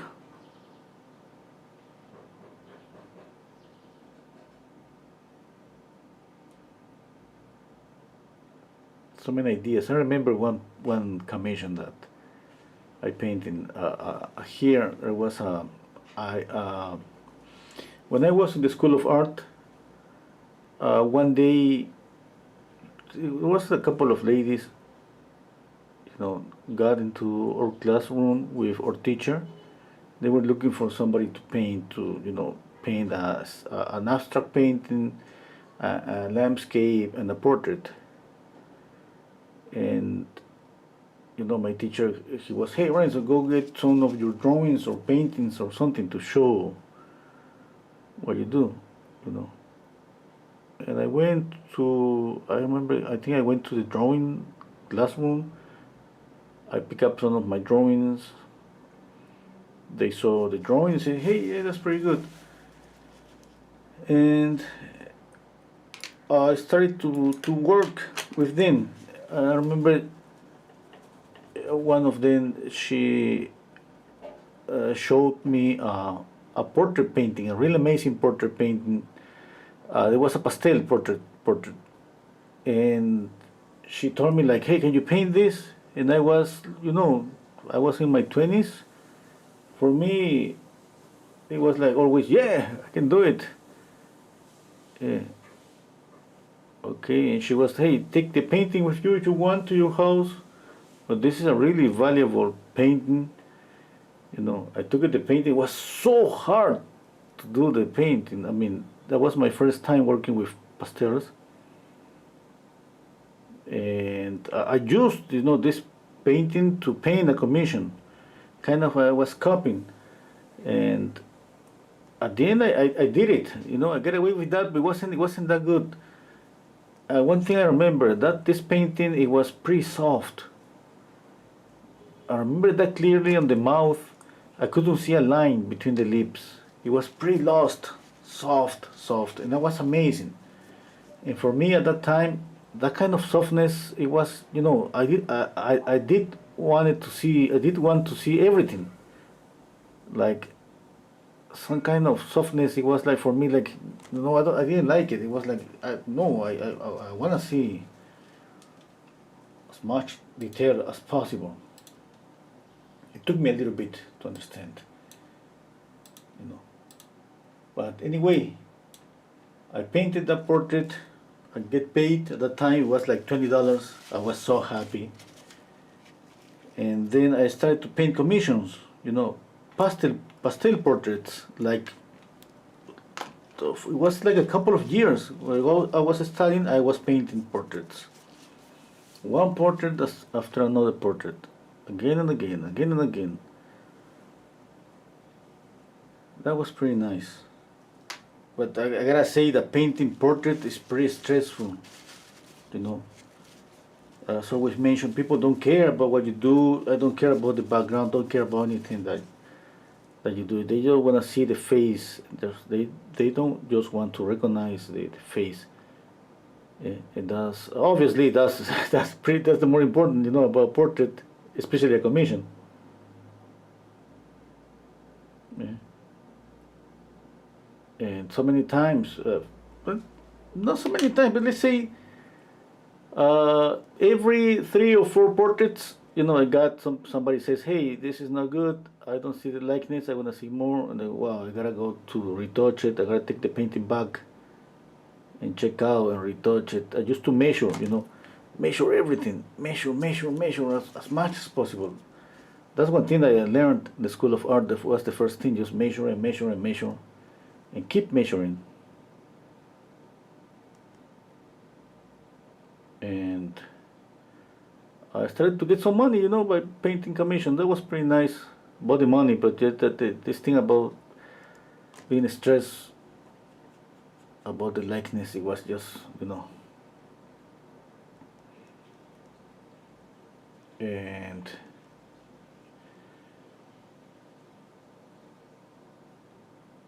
what is it? I don't remember. It was like a couple of years. I painted, maybe in that time, I painted more than 200 portraits. Considering that the pastel, it was kind of, let's say, faster. And yeah, that was nice. I spent all that money on what? I don't remember. On beers, maybe. I was 20, 21. Yeah.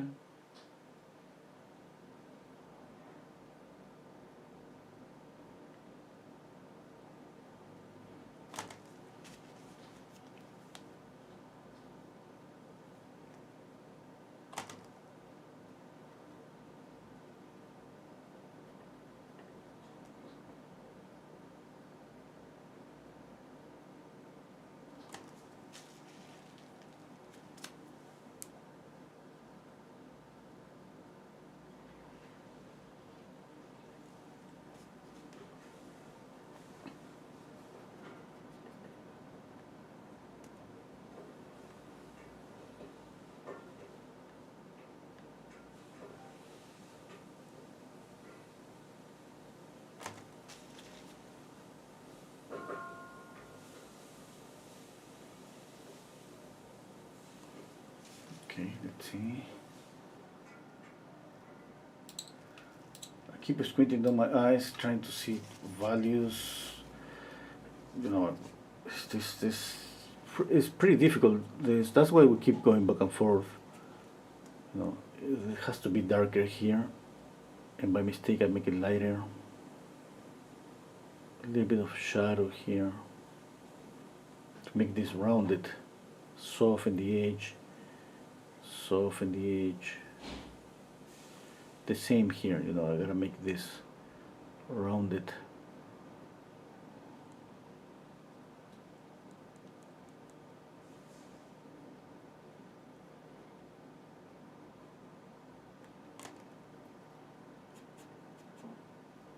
Okay, it goes a little bit of shadow from here all the way down here, a little bit. And now here, there's a little bit of cast shadow from the nose down here, a little bit.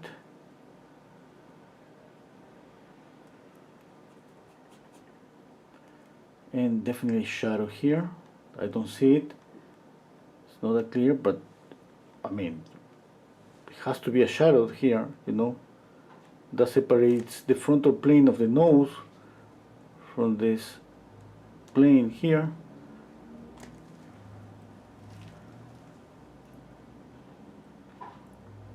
Yeah. Now the thing is how dark I make that shadow, this one. I think that's okay. It looks as okay by comparing with the photograph. It's pretty soft, but you know.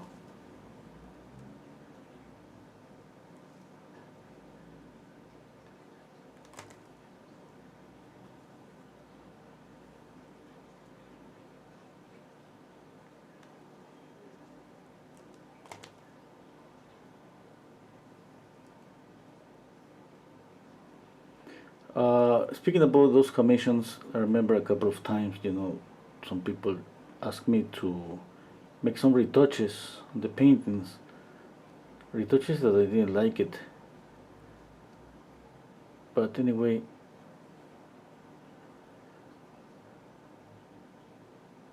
I remember especially one portrait that this person asked me to add eyelashes, but huge eyelashes that goes from the eye all the way up to the eyebrow.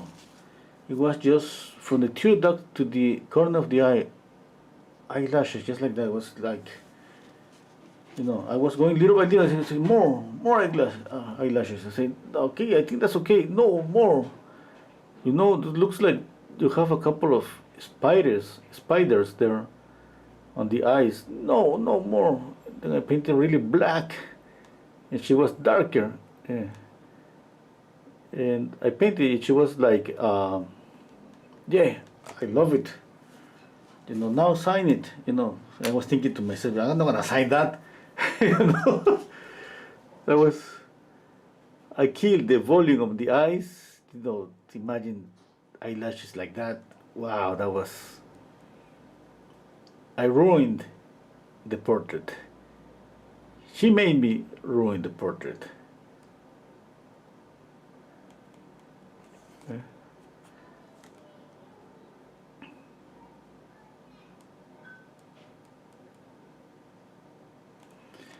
I remember she was like, you know, I'm gonna show this portrait to my friends, and you're gonna get a lot of commissions, pretty sure. And I was like, don't show that to anyone, you know. Inside myself, you know, I was thinking about, don't show that to anyone. I mean, there was an exaggeration. I don't know why. I don't know.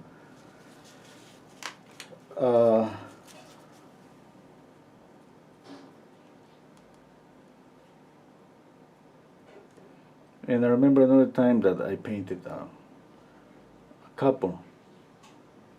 You know, but I didn't know this guy. I just knew his wife, you know, and I painted this couple. And she was white and he was brown, just like me, you know, brown. And I painted both white, pretty white.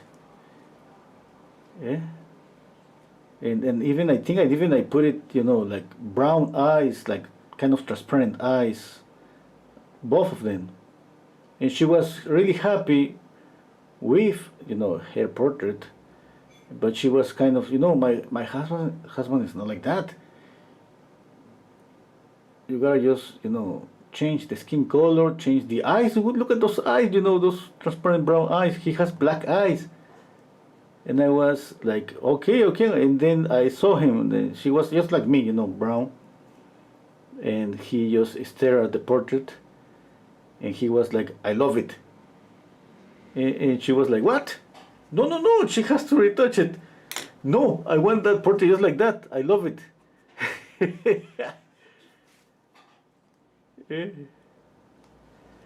And that stayed like that. That was pretty funny.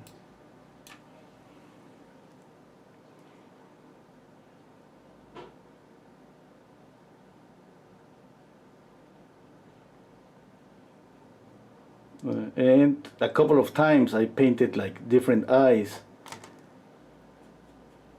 you know, like I remember I was painting a portrait, and this person, she was pretty white with blonde hair, and the photograph, I think it was black and white, you know, and I put kind of green eyes, and she had brown eyes. But at the end, she was like, "Hey, I can keep it like that. I love it." And I said, "Okay, you know."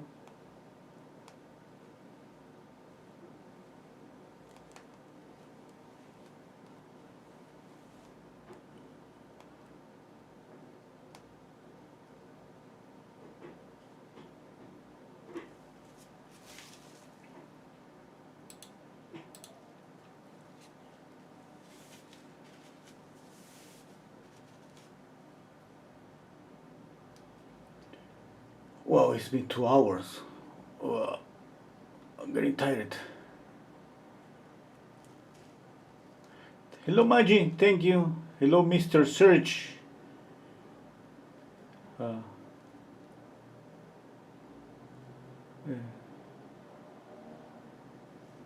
uh, yeah. And I don't even remember, but there's always something that happened with a portrait.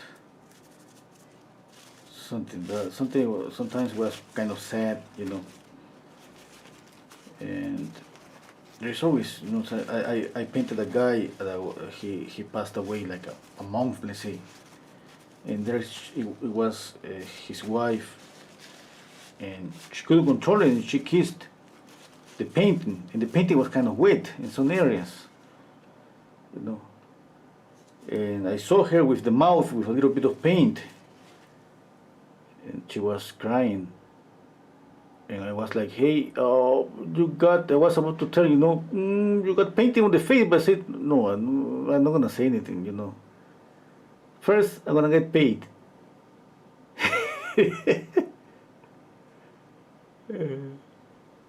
That's so terrible, you know. I got paid, I ran away, I left her with the face with a little bit of paint.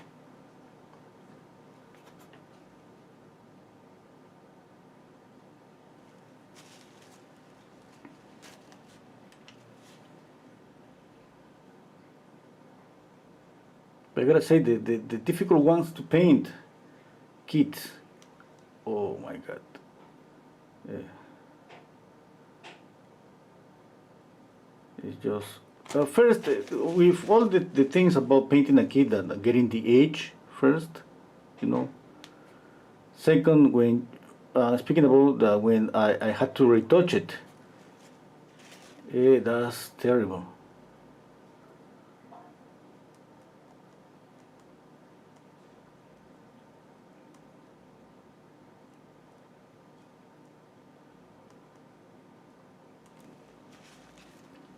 But you know what? This thing about painting, I could say that kind of stressful about this painting portrait, but I think it's just a beautiful work, a beautiful job. Yeah, definitely no stress that much, like maybe like somebody with a big company just dealing with, you know, all those things.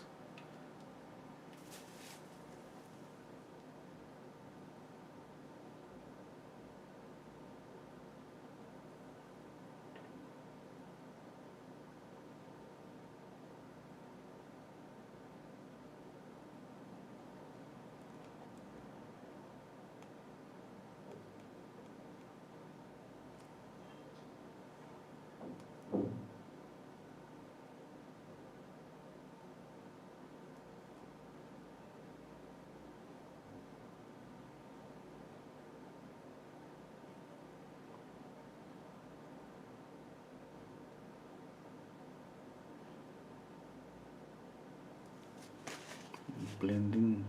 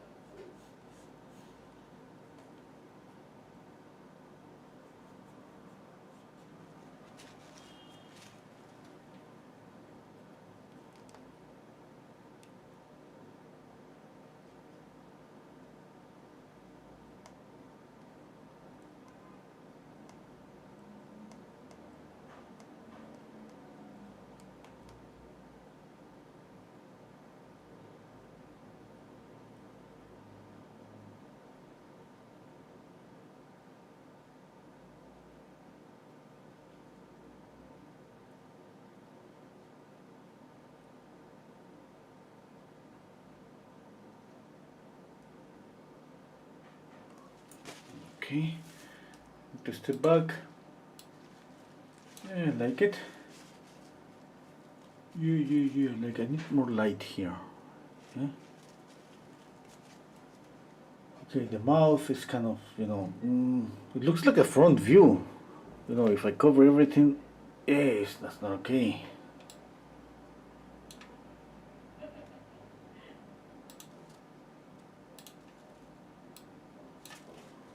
They need to work on the mouth.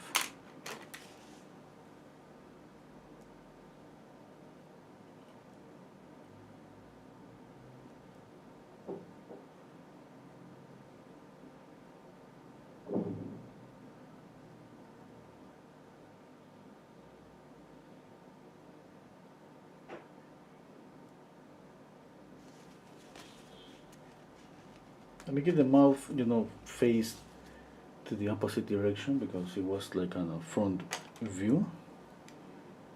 I didn't notice that.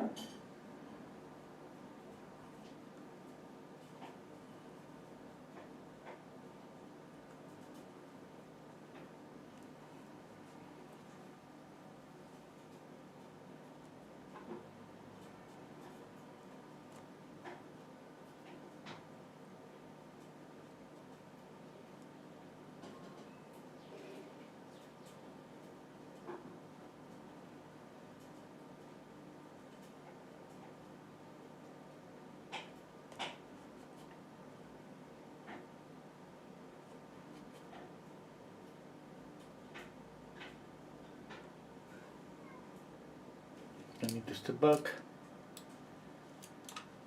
Yep.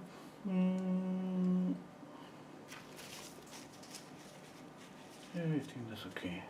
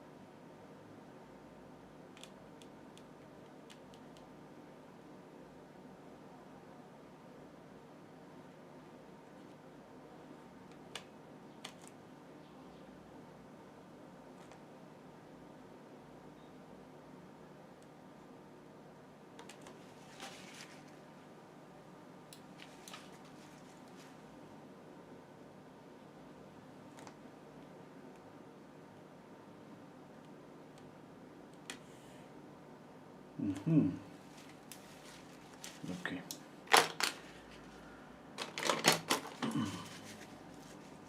Let's see some comments.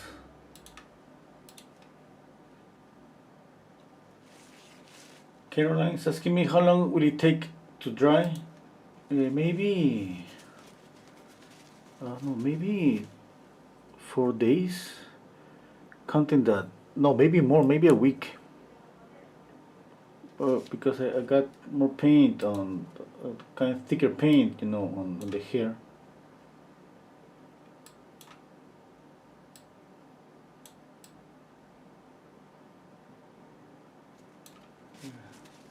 Okay, this shadow is a little bit darker. I need to light up that.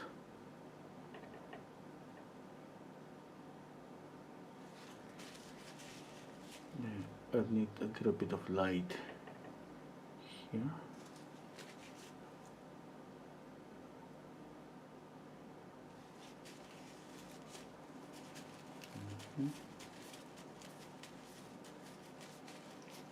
I need more light. Less light on the nose.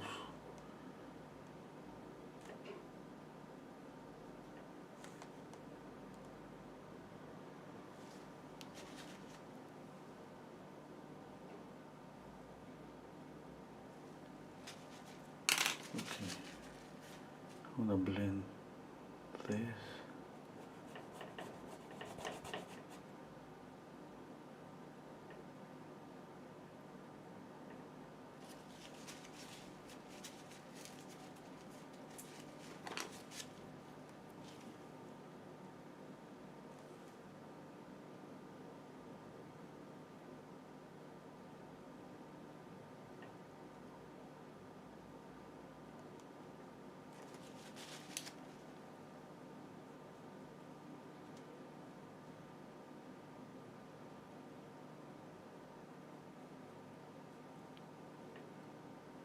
Little bit of ultramarine blue and white.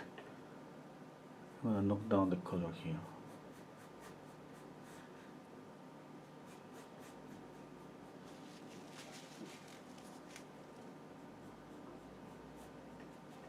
Okay, what do you think? I add more color to the background, green.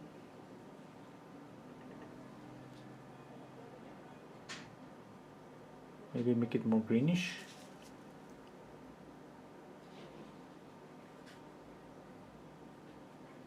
What about the edges?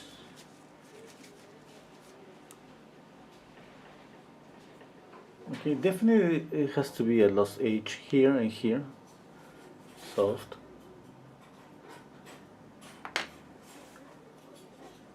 Okay.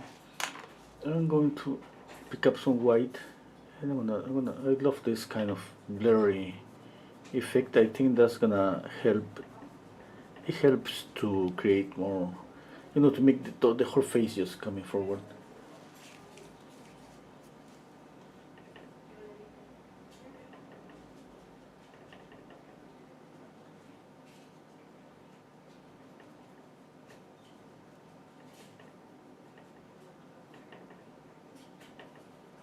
What about some cerulean blue on the sky? Because I painted this ultramarine blue, and to be honest, that doesn't represent. It looks like a cloudy day with this, you know. Ultramarine blue. What about a little bit of cerulean?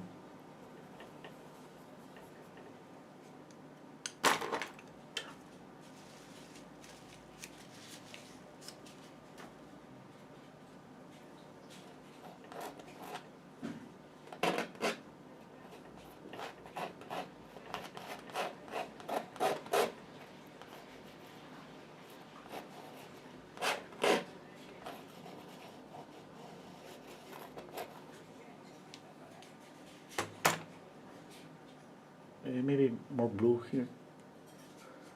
Yeah, I got that more blue.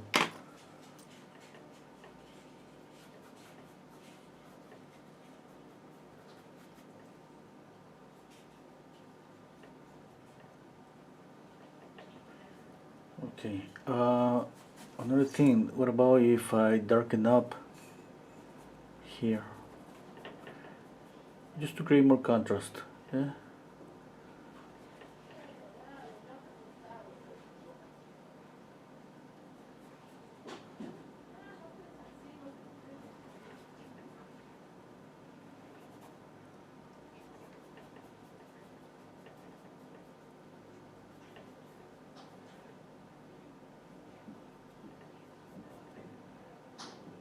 If I make the background even darker, I could see more light here. Definitely, look at that. Darker, we see more light, just simple contrast. Okay, you want to see light, you need shadow. If you want to add even more contrast, if this color is warm, it could be cool. Okay.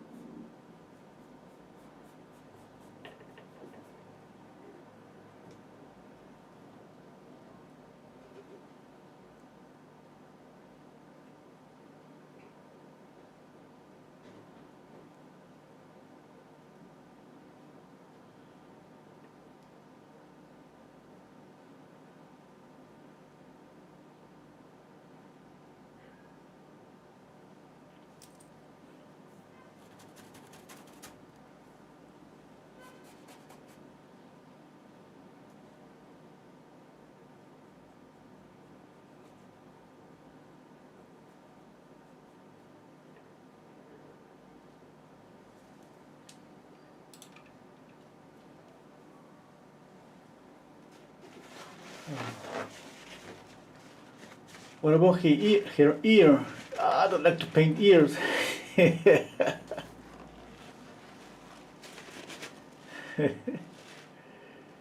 She looks like peaches and cream on a late summer day. Hello, Alida.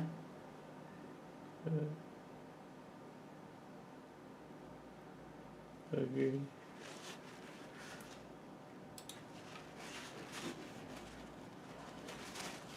I'm gonna pick up a fan brush. I have here a fan brush.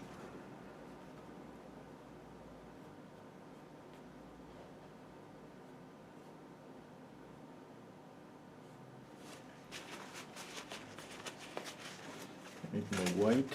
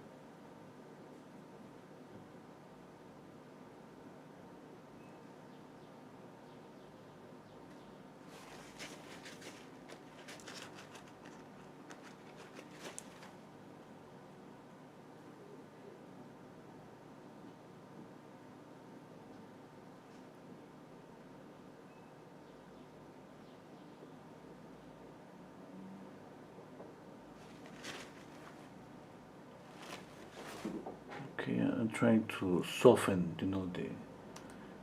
we gotta create some thickness on the upper eyelid. And in this smaller space to create that effect, the only thing I can use is just softening the edge, because a sharp edge is definitely creates a different effect. Okay, a soft edge, it can create illusion that the form is turning, and that's what I want.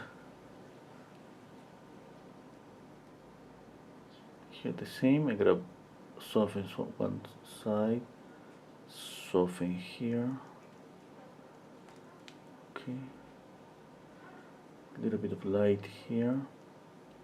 There's always light, shadow, and a reflected light. Okay, there's a reflected light here.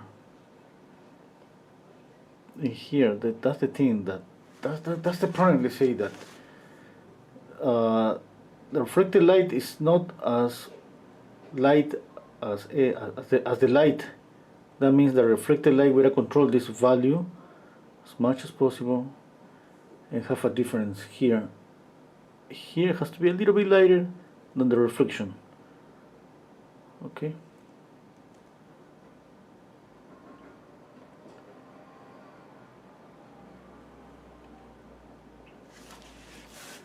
Okay, there is a little bit of light around the tear duct, a little bit in shadow, in that shadow, to complete the volume on the eye.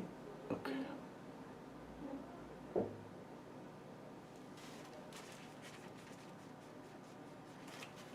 Okay. There is shadow below the nose here.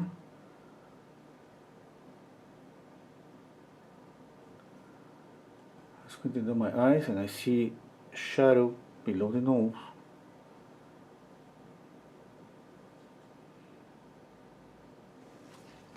The thing is, as I continue adding painting, kind of I lost some values. I just gotta put them back. I'm pretty sure I added a shadow, the cast shadow from the nose.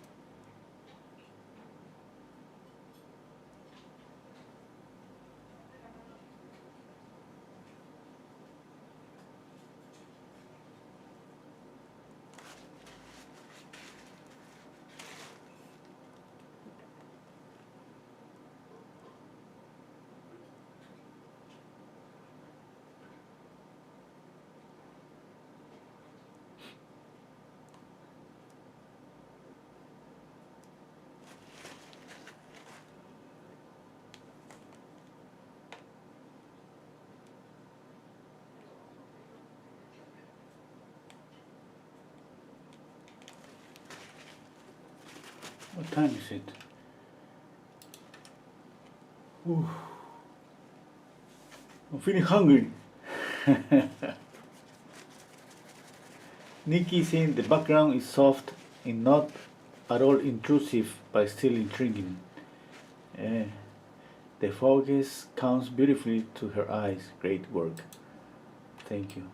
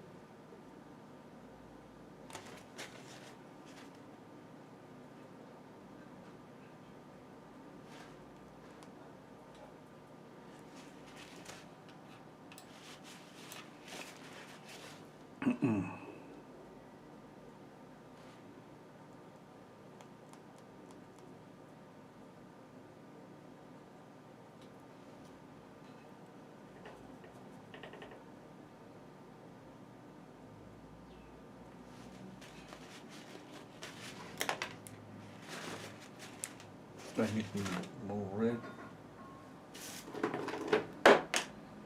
I need a darker red. I have here dark cadmium red deep. Let's use this one.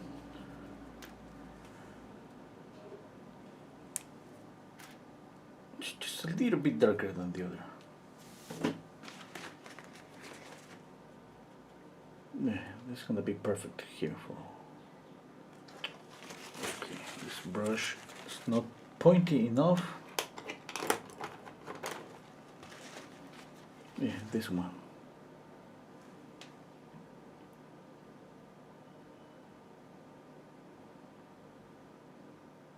Yeah, this cadmium red is deep. Is pretty good for this.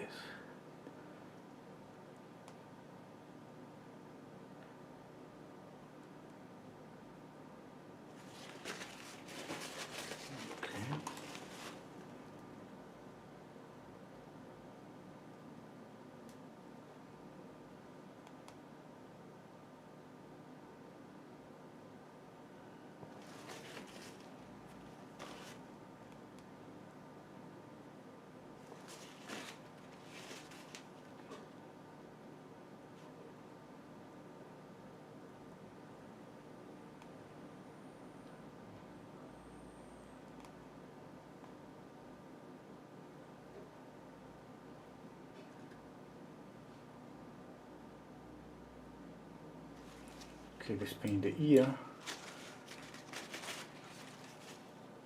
Let's see if this color works for the ear, just with white. No. Okay, I have another red here, cadmium red deep too. Okay, too many cadmium red dips. Okay, this is just cadmium red. I prefer this one. Yeah, it's pretty nice, this one.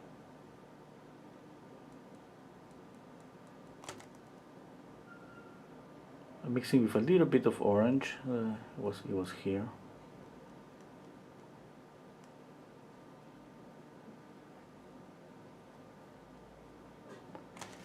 Okay.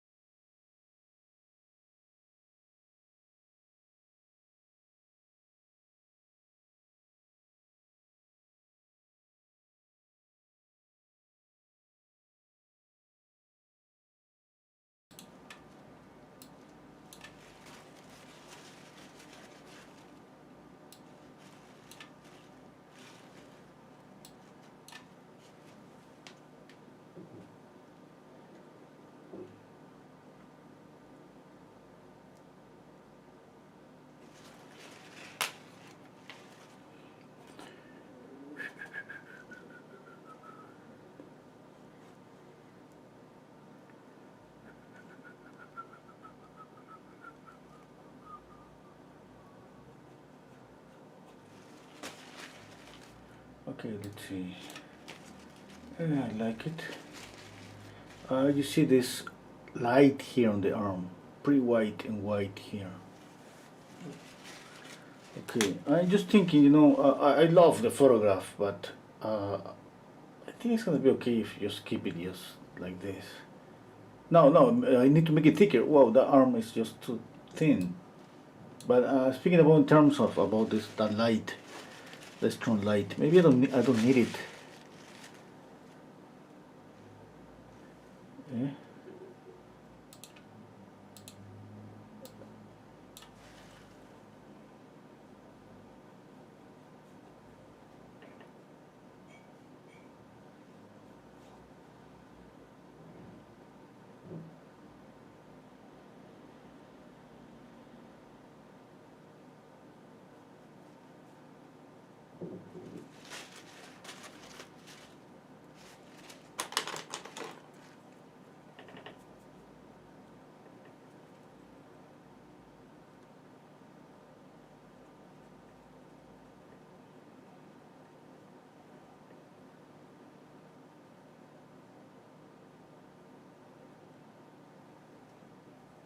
Okay.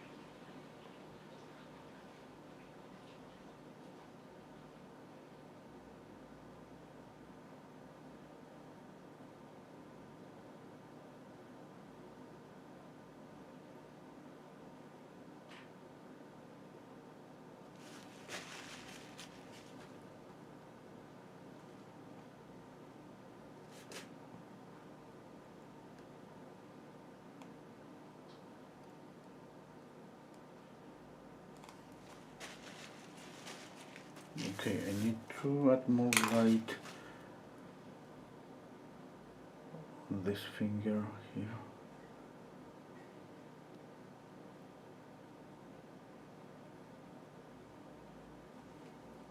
Here and here.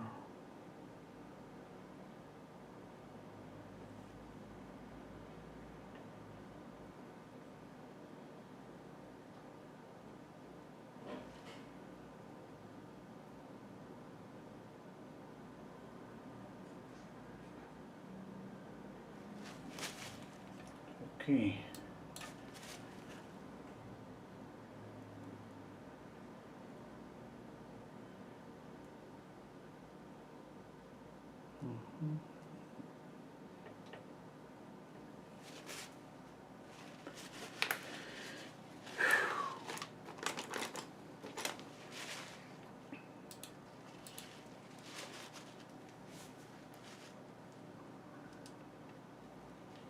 Nick is saying he's bringing his orange accent now. Accent in now. My favorite color, orange. Garu is saying, do you feel like you might be losing some definition in her left arm without the stark contrast? Yeah, maybe.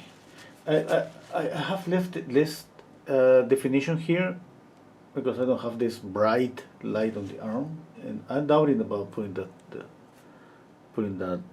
light. I think it's beautiful, you know, everything is beautiful about the photograph. If I copy everything exactly, it's gonna be pretty nice anyway. It's just, you know, it's just a need, like, or change something. I don't know. Maybe I shouldn't think too much about that. It's just like when I try to analyze my painting alone without comparing with the photograph, and I see the painting alone and I think, hey, what's the focal point? Obviously, the focal point on a portrait is gonna be the face, you know, always. But let's say I think about that. I think about accents. I think about contrast. I think about ages. You know, this lost age is perfect here. Okay. Here too, kind of a sharp edge here and here. Lost edge again. And I'm comparing to see if I got the no, the values are are close.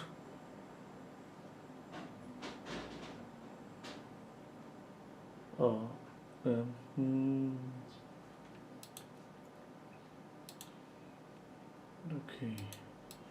I was going to know my eyes and comparing again. I'm gonna add a touch of here. I want to make it lighter. I'm adding more white and mixing here.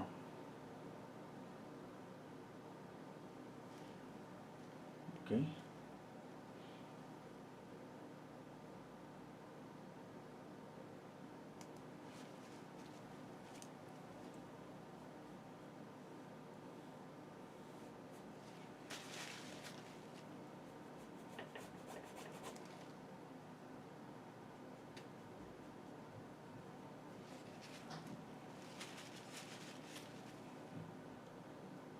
Okay, I think a little bit of light here, just here. Just there. I clean the brush and I blend a little bit.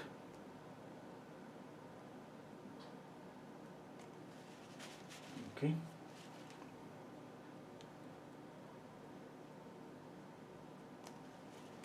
A little bit of light there.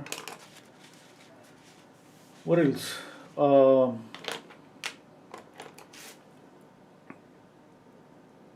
There is shadow here, there is light on the background here in this area.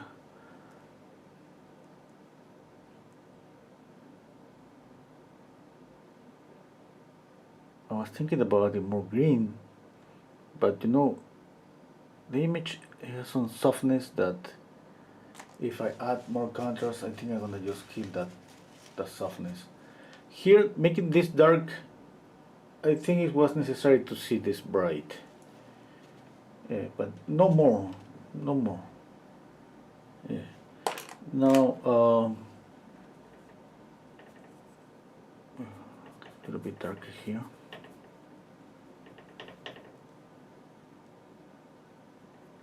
About the blue in the sky, is something that I think that's okay. Yeah. I'm always thinking, you know, about repeating the color. If I see blue here, I'm tempted, you know, to add blue in another place. That's something that it's just, I'm pretty sure it's because, you know, of my education as a painter. You know, I remember a teacher, he used to always put a lot of emphasis, like the colors of the background, it has to be on the subject, on your main subject. You gotta just squeeze those colors always. Maybe I'm thinking that I have repeated that so many times that, you know, I cannot see a color alone. I feel the need, you know, look, I'm gonna pick up and put it like around here. Do something like, and then say, oh well, yeah, now I can breathe. Now it feels it's complete. Yeah. Even that. It's not like obviously harmony is about repetition, like music. Imagine music, you know, and it's something kind of similar for painting. And when I see a color alone, I feel the same. I don't feel the harmony, and I want to see the harmony. Okay.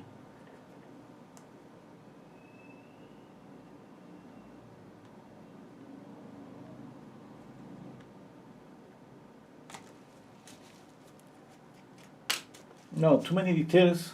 I'm not gonna have enough time to finish up all the details.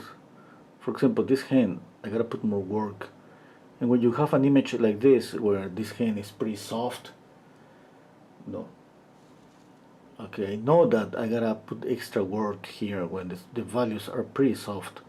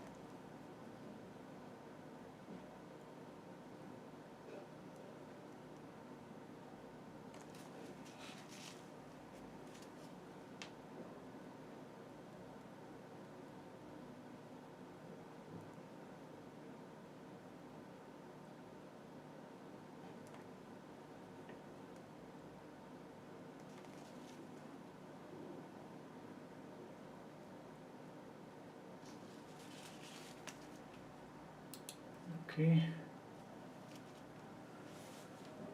Yeah, balance. Yeah. Hmm.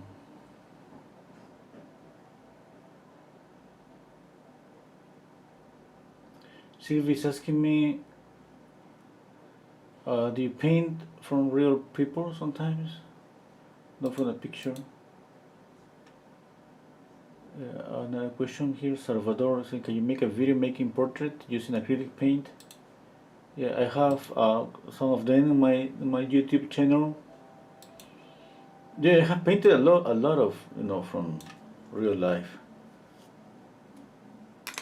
Yeah, not lately. Not I mean maybe in years, but I painted a lot.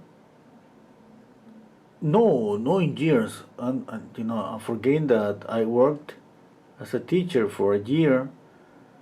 It was about 4 years ago, and that year I was doing a lot of demos, live demos with a live model. Yeah, that was pretty good for me. I get paid, I do what I love, and I train with live models. Perfect.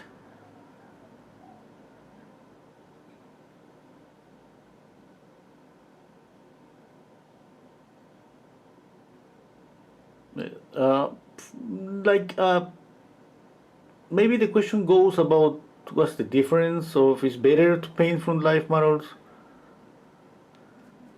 Yeah, to be honest, uh, but I don't know. I have heard, I have seen the same videos that you all see, you've been watching, and I have seen that recommendation a lot. Paint from life, and maybe that's gonna sound different, but there is a difference when you paint from life. But like if you're training, if you're trying to paint portraits, I think it's better to paint for a photograph when you practice, because it's kind of annoying when you paint from life and the model is moving, or it moved, it moves a little bit. And when somebody practice, what you need is something stable. You need to, it's about practicing. It's not a challenge. And painting from life is, let's say that it's always a challenge because the model is moving always, even a little bit, but it shows a different angle, like every second. And as a practice, now about values, about ages, about all of those things, I could do the same if I paint from a live model or if I paint from a photograph, because a lot of those things are part of my knowledge. Those are things that I choose to do, but not necessarily I see then. Not in the photograph, not in a real model. Okay? Just I choose to soften some edges.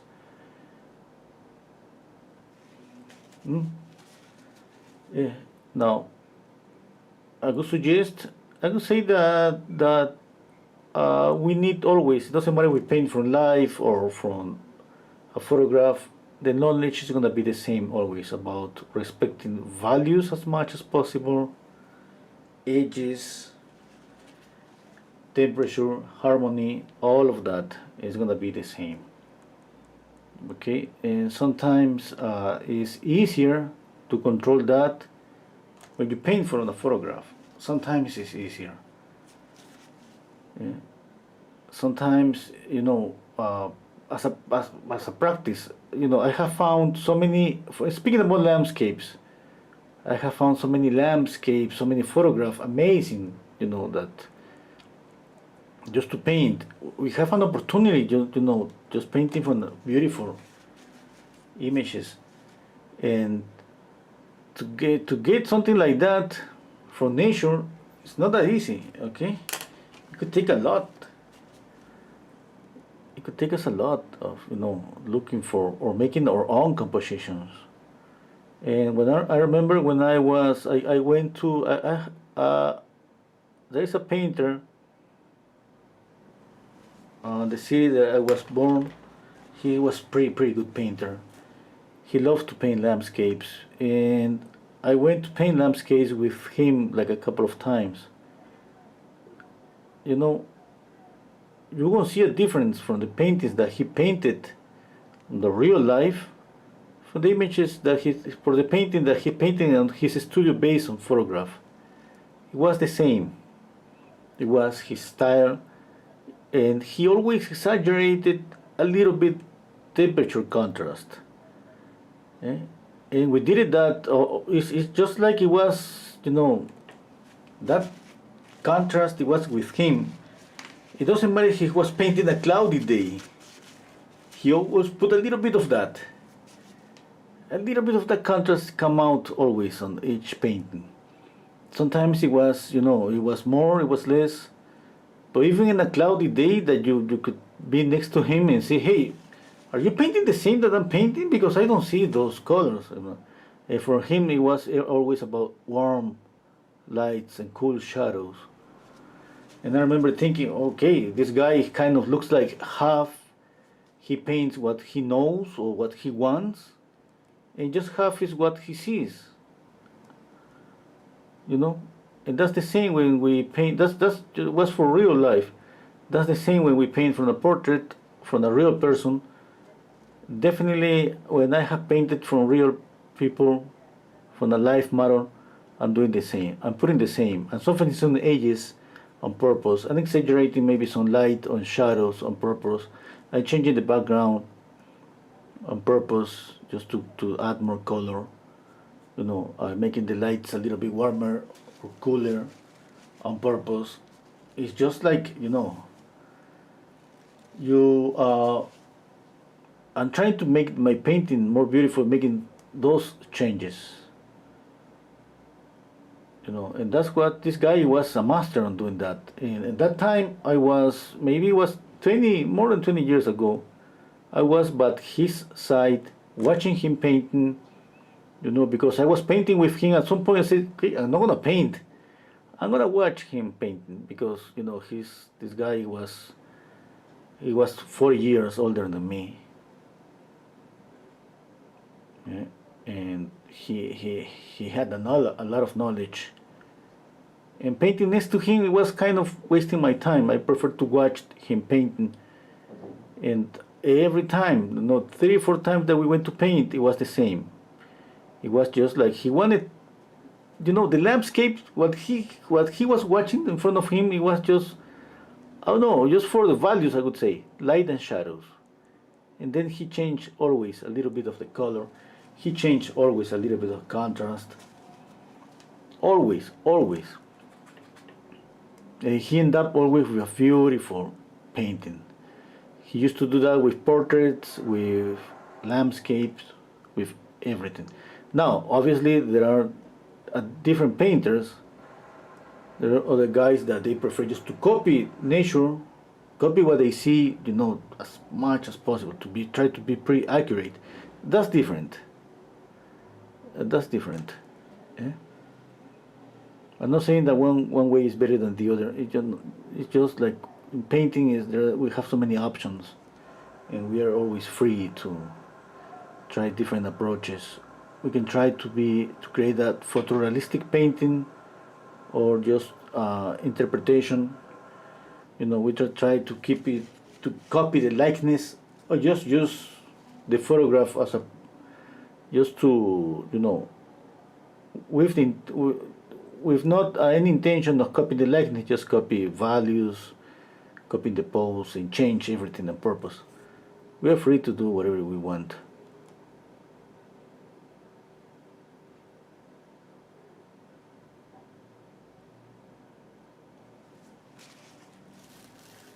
Okay, I think I need to reduce the chain. I'm having a problem here with the chain.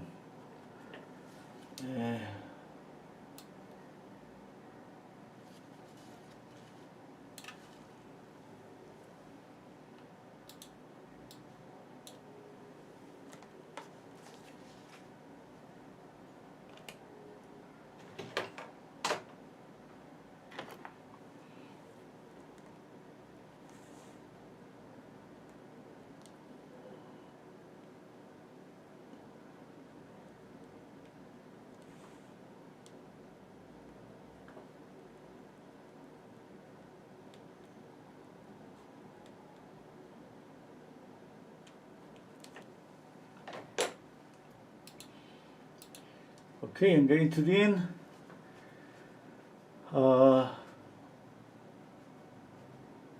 Do you put your brush in a solvent to make it more liquid when you're doing the hair? Sometimes I add extra linseed oil to make it, you know, flow a little bit more. Sometimes, not today.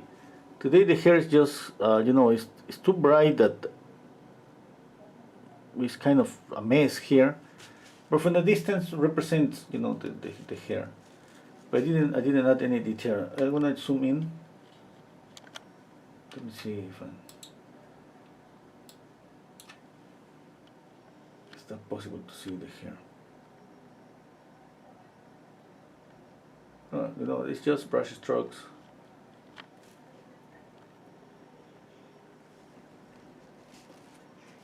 I got the painting a little bit thicker, you know, on the highlights, to represent the highlights.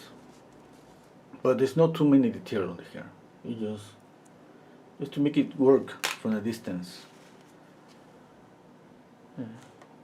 And I try to get as much as possible in 3 hours.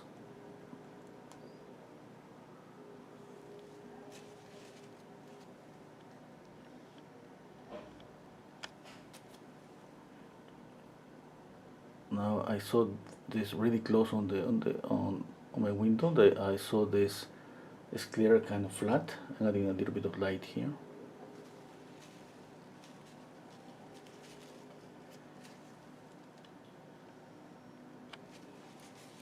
Yeah, I think that's it for today.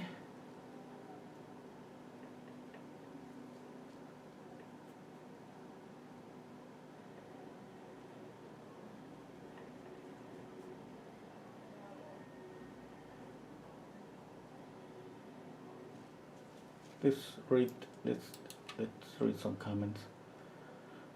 Please speak Russian.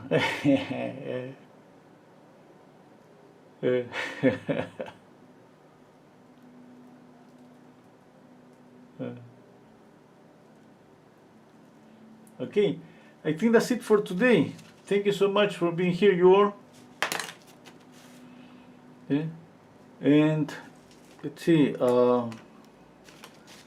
I love this one. Maybe I'm gonna paint a little bit more tomorrow or the day after tomorrow.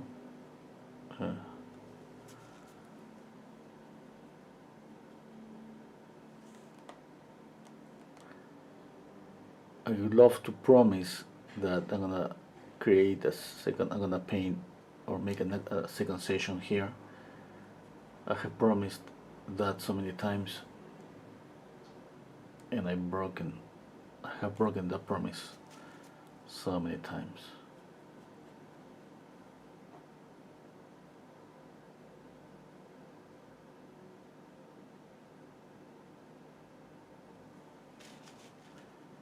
Okay.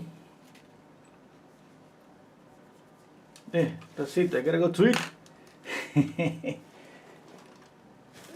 Nikki saying you always make each painting special with your own signature style of color, value, harmony.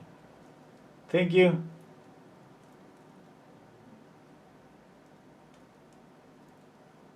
I like when you say bye and stay a few more minutes. Yeah, I always, I knowing that I'm gonna turn off the camera and I'm not gonna be able to fix anything, that makes me just to,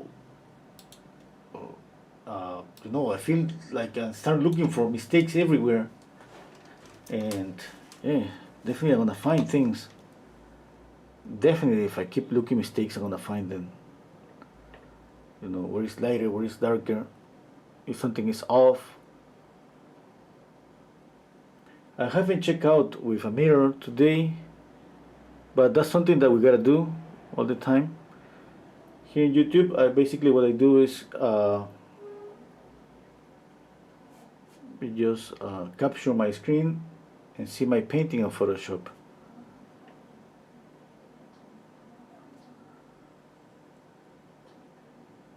You wanna see it? You wanna see me see me doing that? Do you want to see it? Raise your hand.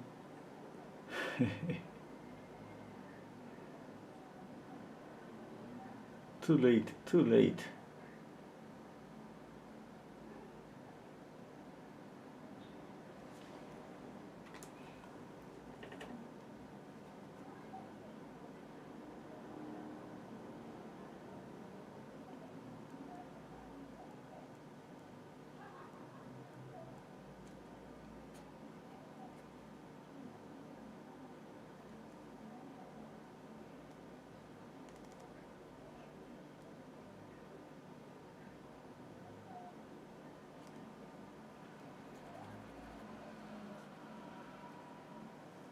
Okay, thank you so much, everybody. Take care, you all.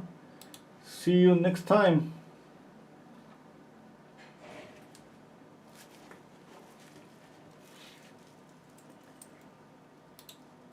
Bye.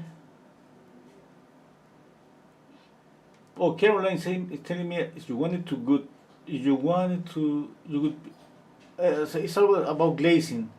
Yeah, for glazing, the painting has to be dry, completely dry, dry to the touch. That means for this painting, it could be a couple of weeks at least. Yeah. Okay, that's it. Take care, your bye. That's it for real. I gotta go.